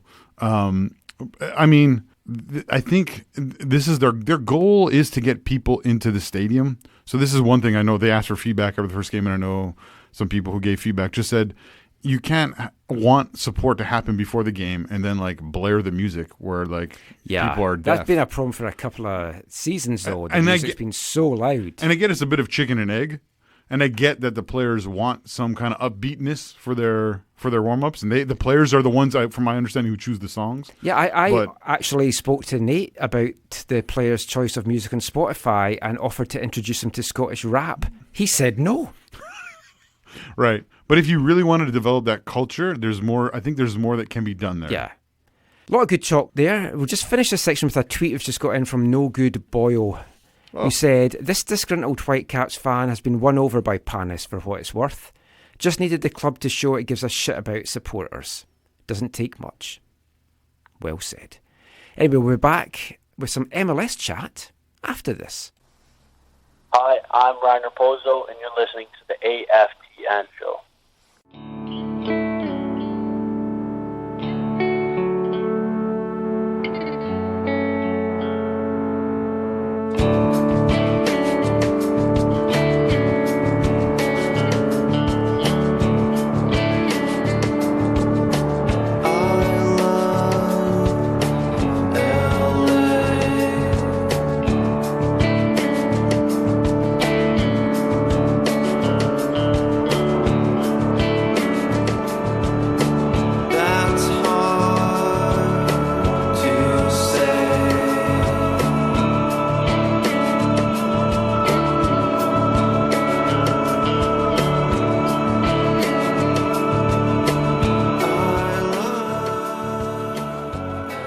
You're listening to There's Still Time, the AFTN soccer show broadcasting live from the CITR FM studios at the University of beautiful British Columbia on the unceded Musqueam territory. That song bringing us back into, part 4, it looks like. That song is called LA. It's by a band called Seldom. They are from the fishing village in Middle Cascadia. And I don't even know if they still exist, but back in the day, probably around 2001, 2002, they were touring with Starflyer 59 and Pedro the Lion. And I saw them somewhere like, I don't know, the Showbox or somewhere like that. Oh, I've been to the Showbox. In the fishing village. Nice little venue. And I picked up their EP because the show was great. The whole show was great. And I have that EP. I can't find it. I think actually it might be gone. So Steve had to hunt that down. Maybe it's beside my Eric Castley card. No, I know where that is. No. Stickers that I've never got back. I'm still. Eric knows about Eric knows. Next time. We're trying to get an Eric Castley card signed since 2012. 2012. Eric almost made it. Yeah. Okay. I'll tell you the story there. Okay. Yeah. Let's know how sidetrack. Anyways, 2 parts still to go. So that was Seldom with LA, and I do love LA, and I do think that's hard to say. Yeah, except for the Whitecaps. I don't mind LA either. To be totally honest, I like a lot of the outskirts and the beach resorts that you may or may not class as LA. Like Long Beach, I think it's a lovely little place. What about Venice Beach? Yeah. Venice Beach, Santa Monica, I think it's a lovely little place to wander around as well. I might be there.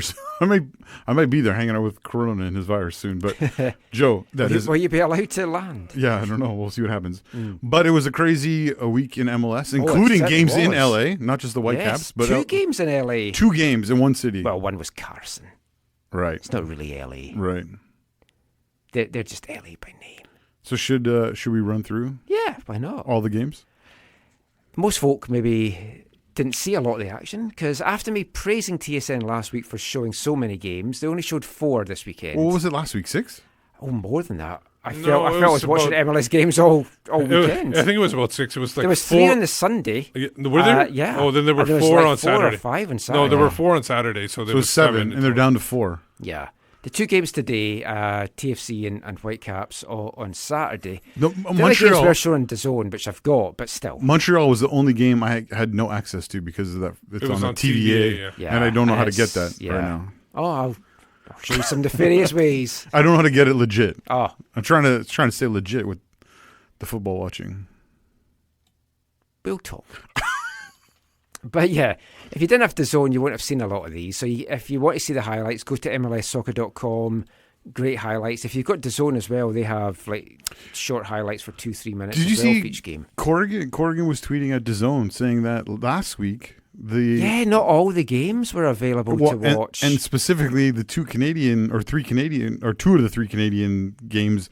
You couldn't rewatch them. Yes. The Vancouver and the Montreal game. Last season they did them all and delayed 48 hours after, but now they're just being selective as to maybe it's TSN has exercised their option for online, like on their because they have on-demand features. Okay, because you have TSN, you can actually like watch it again on. Okay, because I thought this might not have been an official word. I thought someone said that. They talked to them on the phone to Zone or something, and they said we only put select games at full. Or maybe they're only allowed select games. Yeah. Well, Saturday night's win moved the Whitecaps into the final playoff spot pending today's matches. So we finished the weekend 8th. We're level on points with Portland, only one behind LAFC. Portland are 7th. 7 teams in the West remain 7 teams in the West remain unbeaten after week 2. 3 of them, SKC, Minnesota and Colorado, have 100% records. I thought LAFC would as well when I wrote this rundown, which was not the case, but we'll come to that. And there was a few draws kicking about this weekend, some late drama, some amazing goals around the grounds. We'll rattle through a lot of this. RSL, they kicked off the Western teams in action. We're only going to look at the West. With a 1-1 draw at home to Red Bulls.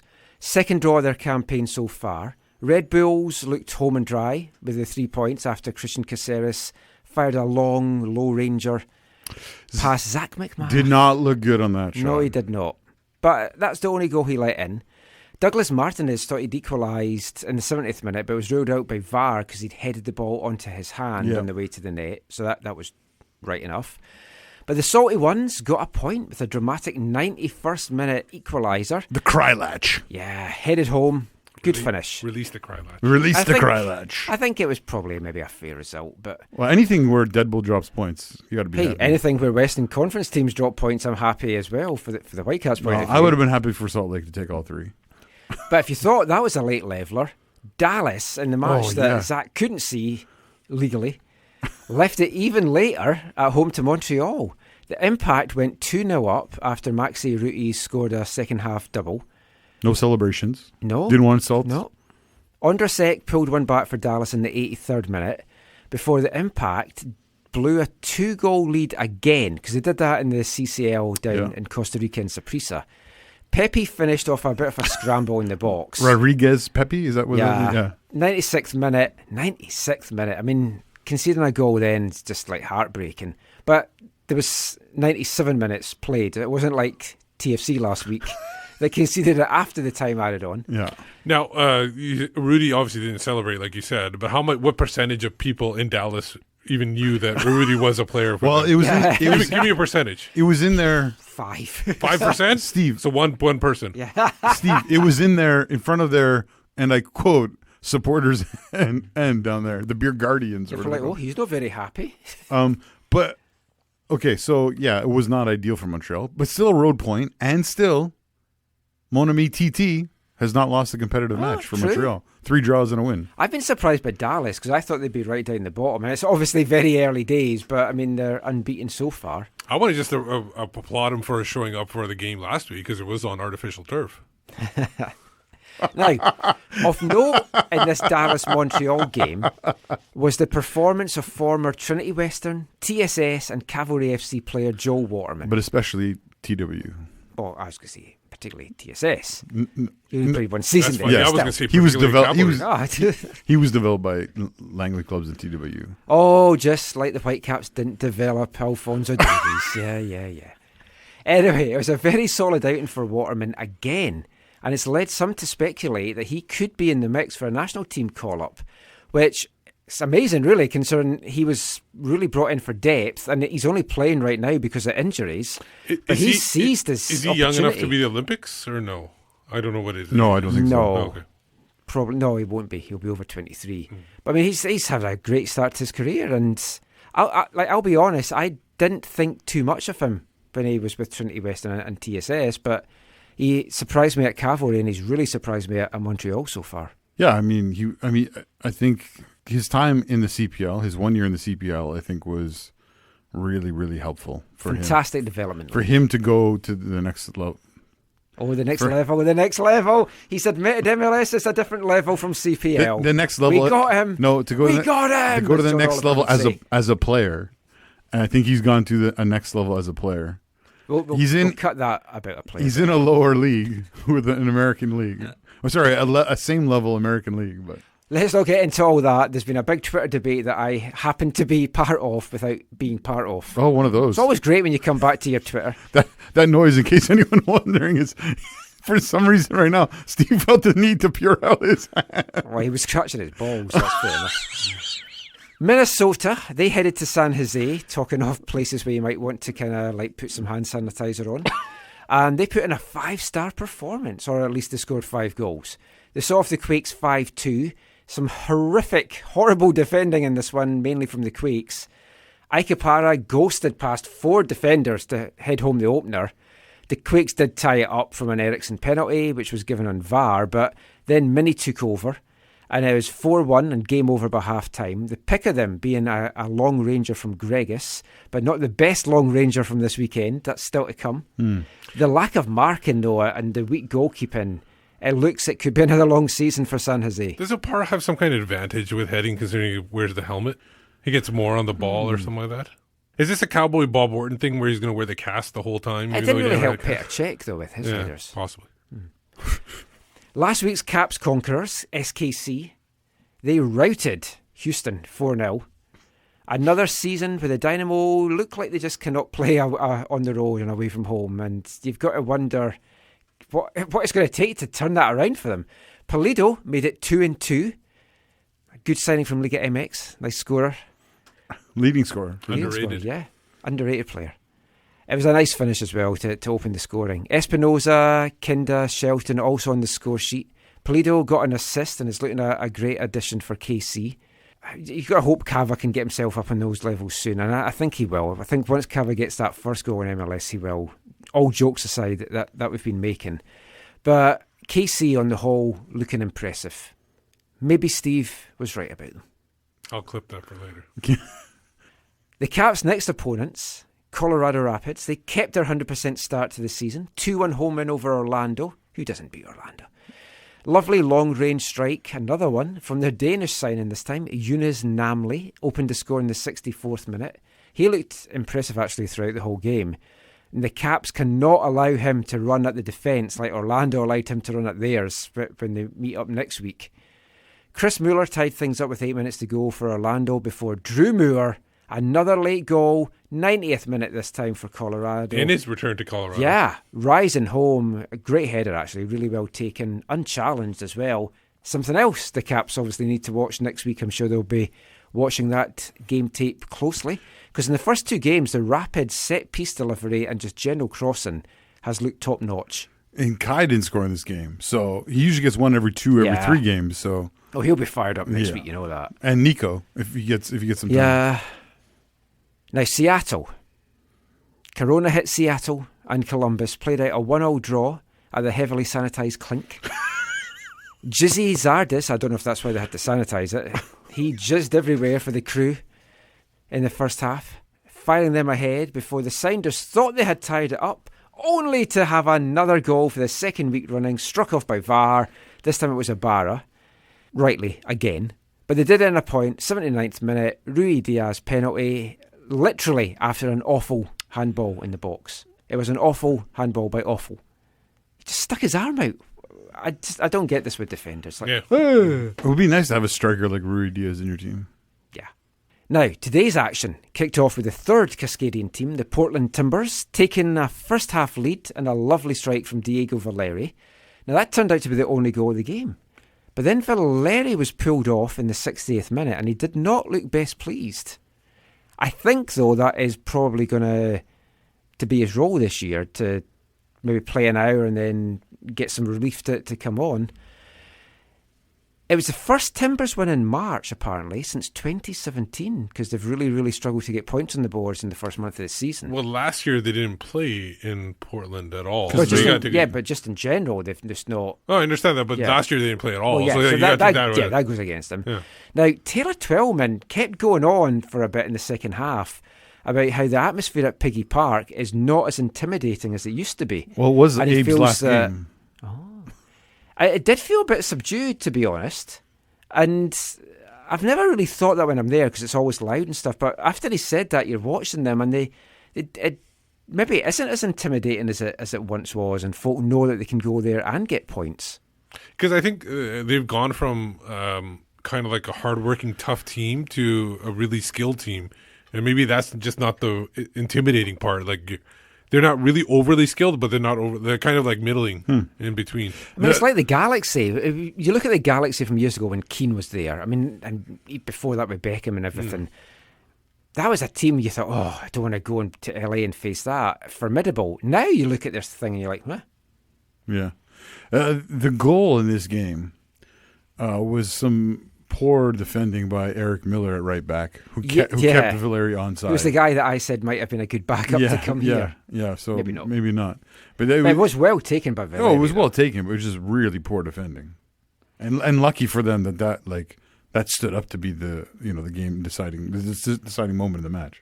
Now, the final match of the weekend, maybe you could say that it's got the goal of the season, but I know we've got a bit of debate as to how well the goalkeeper did here. It was a 3-3 draw, LAFC and Philly. Philly led 3 times in this one. They put in a great performance. You're talking about the long-range free kick? Yeah, Glesnes' free kick. 35, 40-yard free kick from a centre-back, rifled home. I do think the keeper could maybe have done better, but it was a hell of a strike. Yeah, I mean, I'm not trying to take anything away from the quality of the strike. It just didn't look like... I mean, it wasn't as bad as Zach McMath in Salt Lake, but I think the keeper will be disappointed. Now, it's early days, but just general thoughts on what you've seen from the Western teams so far? Anyone really surprising you? For me, Dallas, and Colorado, I guess, really as well. The Galaxy is pretty surprising at how bad they are. There was questions about their defence from both the LA teams. Yeah, both. You saw that tonight with LAFC as well. And if they don't make some additions there, I think both teams they really. But the Goats too. I mean, they sold Walker Zimmerman. Yeah, right? Like that was. I don't know why they didn't replace him. Yeah. Which was the crazy thing. Well, because they sold him so late. Yeah. I mean, you have to feel time. They've got someone lined up. There's still time. I was talking to Stephen Aiken about this in the preview podcast that we did, one of our extra podcasts. $30 a month. No, not $30 a year. You can give us $30 a month. $30 a year. $3 a month. We will also now accept toilet paper as payment. How many rolls? 3? 18. Oh, well. 18. Per month or for the year? Per month. Oh, okay. And you're going to share that? I'd like to have a few Indians. Are you going to share that with the rest of us? Oh, yeah, we'll share the toilet paper, right. Okay. But, I mean, it looks and it's going to be a tight West. Every team's capable of taking points off everyone. It seems like it. Teams are dropping points already. Teams like FC Dallas, I've said this every year. Yeah, sure, they'll win now. Where are they going to be in the summertime? Because every year in the summer, they tend to fade. Yeah. Or the back half, or like not the back half, but the final third or quarter of this year. They've been bad, 3 quick things on the MLS away from the pitch I just want to talk about. One, every passing game that I see the strip with the 3 shoulder stripes, I'm hating it more and more on all these teams. I didn't like Portland's it. looks awful. I didn't like it at the beginning. I hated the fact that everybody had 3 Yeah, stripes. I was like, it's all right, because the Whitecaps one didn't look terrible with it. But, oh, man, the more I see it, it's like, this just looks awful. Die maken mit den 3 streifen. It's part of the Adidas brand. Or that there's going to be 3 stripes. There's going to be 3 stripes somewhere. Yeah, it just... but why not put it in different spots? They are. No, they're all on the shoulder. Yeah. Okay, yeah. Like someone's 2 uniforms. creeping up behind you and putting their fingers over you. I don't know if that's MLS or Adidas or some combination thereof. But when you have Adidas, unless it's like a specialized jersey like Bayern wore this weekend, you're going to have 3 stripes on the kit somewhere. Yeah, they can have it different spots though. I know. That's what would have been fine. But they're all in the same shoulder. When I was a little boy... I hear you on that, Steve. Little boy growing up in Scotland, to us, Adidas, as we called them. Adidas. The playground rhyme was that it stood for "After dinner, I did a shite." Yeah. And basically, that's what these strips are. No, that's what we. Similar thing. But really, it's Adolf Dassler, Adi Dassler. It's the guy. Best Adolf to come out of Germany. He's a great shoemaker. Nike, I think it's Nike, released some shoes this weekend. Shoemaker. And I can't remember what the what the name of the shoe was. But apparently they look like Hitler. Google Nike shoes that look like Hitler. If this doesn't happen, I'll cut this out of the podcast, but I'm pretty sure that this is real and it wasn't one of my fever dreams. Anyway, the Montreal Impact made a big move this week, bringing Spurs 28-year-old midfielder Victor Wanyama in on a 3-year DP deal. Yeah, I am right. That is unfortunate. Oh, boy. I'm really glad I didn't imagine that. Sorry, I don't know why I'm laughing. That's very unfortunate. Especially the left shoe. Yeah, the left shoe really looks like it. It's got his hairline. The hairline to it and everything. See how long they last on the shelves. The sad thing is they'll become collector's edition like that Fiorentina top. Oh, and your 1938 World Cup strip that I got you. Yeah. Anyway, the Impact have signed a guy from Spurs, Victor Wanyama, 3-year DP deal, free transfer as well, amazingly. A lot of experience at a high level, only 28, great age. That's the kind of midfield signing you just yearn for the Whitecaps. And he's a holding midfielder, I think, I heard, right? Yes, so like a true six. Yeah, true six. Was he in... He had issues with Mourinho, or that's why he was let go? I Or? just think he hasn't played much, right? No, he was out of favour, and just not really playing. The last quick thing we want to talk about, Sébastien Léger. Legit? Legit, even. Sébastien Léger. Babini and Legit. Probably surprised no one when he spoke about how super frustrating it was to be Zlatan's teammate last season. Did you, I was TSN or whoever kept on showing the video clip last year from they were like building a wall. He pushes him out the wall. Just like pushes him out. He's just like looking at him. Yeah. I mean, I know why Zlatan was doing it. It's like, you're not, I don't need you here. I think Taylor Twellman was talking about this today. It's fine to make that statement, and it's probably true. But then you can't come out and play the way they've been playing this year. Yeah. Like, you got to back it up. They'd like him back. You can't just be like, oh, yeah, it's nice. The dressing room is nicer, but we're crap. Yeah. Like, you got to... Yeah. I'd rather have a dressing room full of bastards and some win. points in the bag. Yeah. Anyway, after the break, we're back with Football Violence Awareness Month. Hi, I'm Toussaint Ricketts, and you're listening to the AFTN Soccer Show.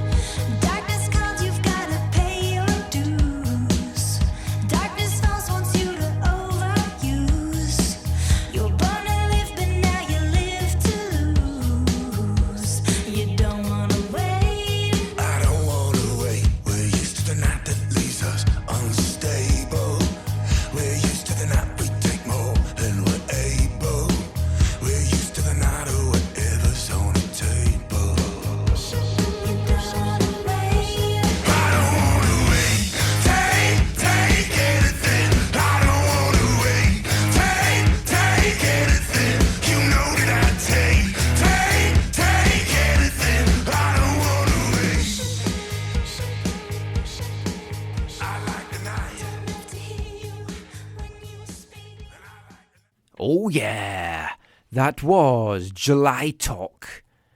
Push and Pull. Good song, Steve. Yeah, that's a band out of Toronto. Tirana. And just have to clarify, it turns out those Hitler sneakers are not by Nike, they're by Puma. And Puma is made by Rudolf Dassler, Adolf Dassler's brother. I mean, he's not alive anymore. He didn't make those shoes. Oh, they split up kind of thing? Yeah. Oh, I didn't know. Yeah, they got this big fight. And then Are you sure he's not alive? I've seen some of these documentaries on the History Channel. Sorry, as far as I know, neither Adolf nor Rudolf Dassler are alive. But Best Rudolf to come out of Germany? I prefer Rudolf Fuller. The reindeer guy from Germany? Well, he's got a red nose, so Yeah. possibly red was very big. I got to in see Germany. Rudy Fuller score at Varsity Stadium 1993. Who did he 1994. Who did he spit on? Or did someone spit on him? In the He spat on someone. In the 1990 World Cup, Frank Rijkaard spit in his hair. Oh, that's what it was. I have the game on DVD if you ever want to watch. Yeah, can't do that in coronavirus times. No spitting allowed. No. There was a great tweet I saw during the week when it was a spoof tweet when someone was talking about the FA banning handshakes at Premier games. It's like, when I was a lad, you would just spit in someone's face and that would be your hello. And talking of which, that brings us on nicely to Wavelength. And it's a cause close to our heart here at AFTN. It's Football Violence Awareness Month. I hope you've all got your ribbons and your bands on today. We continue it this week with a song from East London band, the Foreskins. Song has appeared on a few of their albums. First appeared on their 1983 A Fistful of Foreskins album. And a warning to those listening at work, this song does include quite a lot of swearing because I've decided to go for the live version because it just adds a bit more authenticity to it. This is the Foreskins and Saturday. This one's all about you of the go to football. Expecting to see Jimmy Savile on the train. It's called Saturday.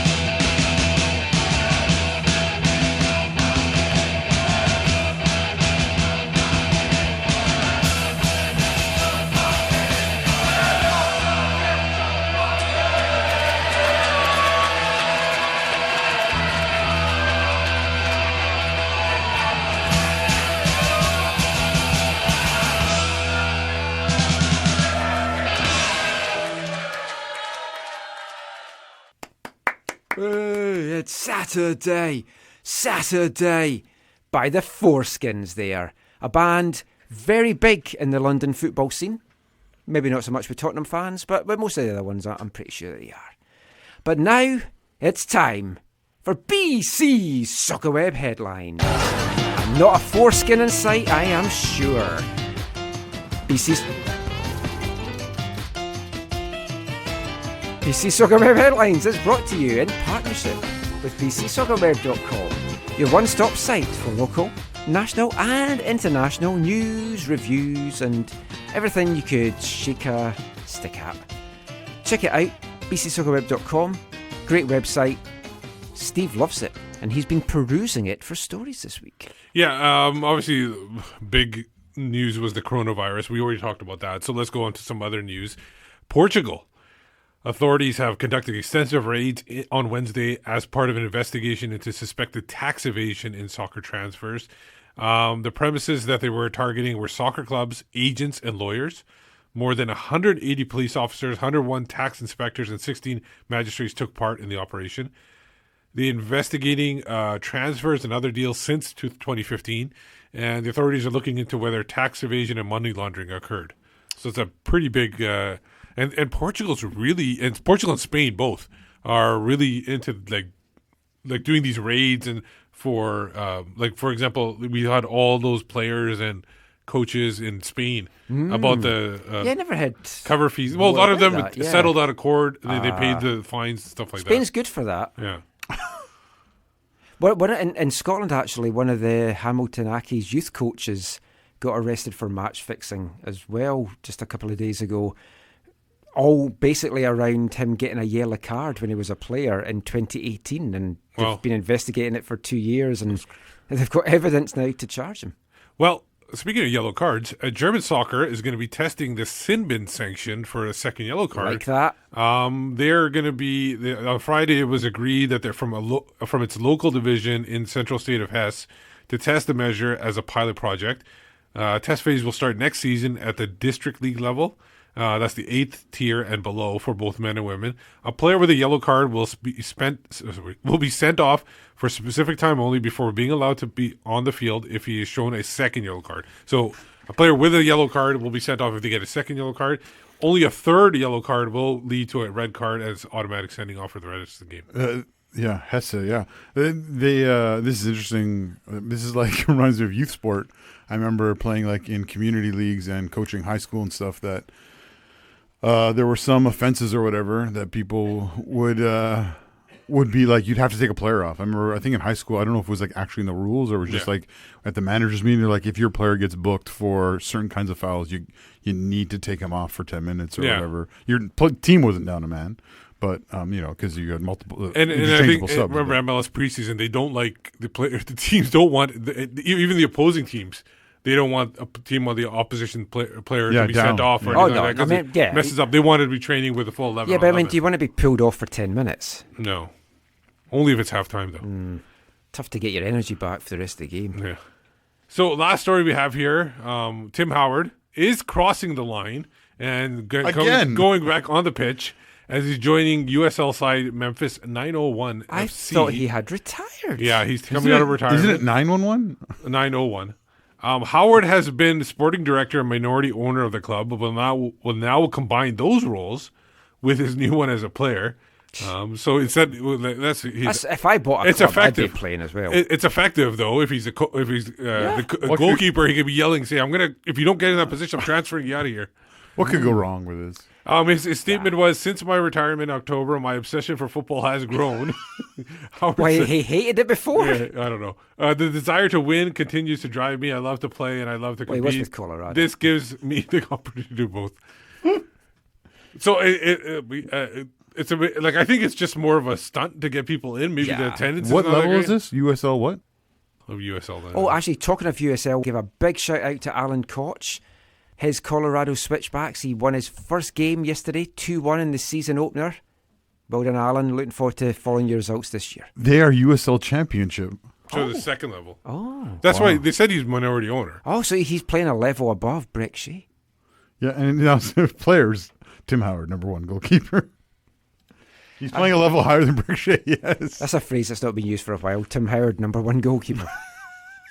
Anyway, that is it for this week's show. Thank you as always for listening to our nonsense. Just before we go, did you guys learn anything this week? I learned that there are good Adolfs in Germany. Herr Meisenheimer? Oh, man. Yeah. Oh, man. Yeah. Well, you learned some Gaelic. Yeah, I learned some. Yeah. Horo Ali. Yeah, I learned that. What else did I learn today? I don't know. I learned that you for some reason like to tuck in a shirt. What is that about? Oh, yeah. What's my up Arab with- strap shirt, when I put it on, it turns out it's an extra large. Oh, so it goes on and your it's knees? like a tent. Okay. I'll just... You look like an old man when you do that. I am an old man. No, you're not. There. Oh, that was That's too much better. Much better. That's not that bad. I mean, it has the felt wrinkles bigger. because you tucked it in, but Yeah, aside from it that, felt bigger when I put it on. no, you look fine. You could have the Marilyn Maybe Monroe. I'm bloated. You could have the Marilyn Monroe thing if you're on top of a vent where it just swings up. And it's Happy birthday, Yeah. Mr. I'm yeah. President. That'll be with you as you close your eyes tonight. Anyway, let everyone know where they can find you online. You can find me on Twitter at WhitecapsPeat. For me, it's at Zachary AM. You can find me online at AFTN Canada on Twitter, at AFTN Soccer on Instagram, TikTok, and Twitch. You're on TikTok? I just signed up for those two accounts because I thought we should have an AFTN presence. No fucking idea what they are, but we've got them now. I think it's a clock with our name on it or something. I'm not. Twitch is 100% fine. sure. Twitch you can actually stream from if you want stream from there. It's like Live. Mixler. Oh yeah, because you video stream. You can also find us on YouTube, AFTN Canada. Like, subscribe, dance, Zach, dance. Anyway, let's end the show because it feels like it's not going to. Thanks for listening. Take care and more on the Caps.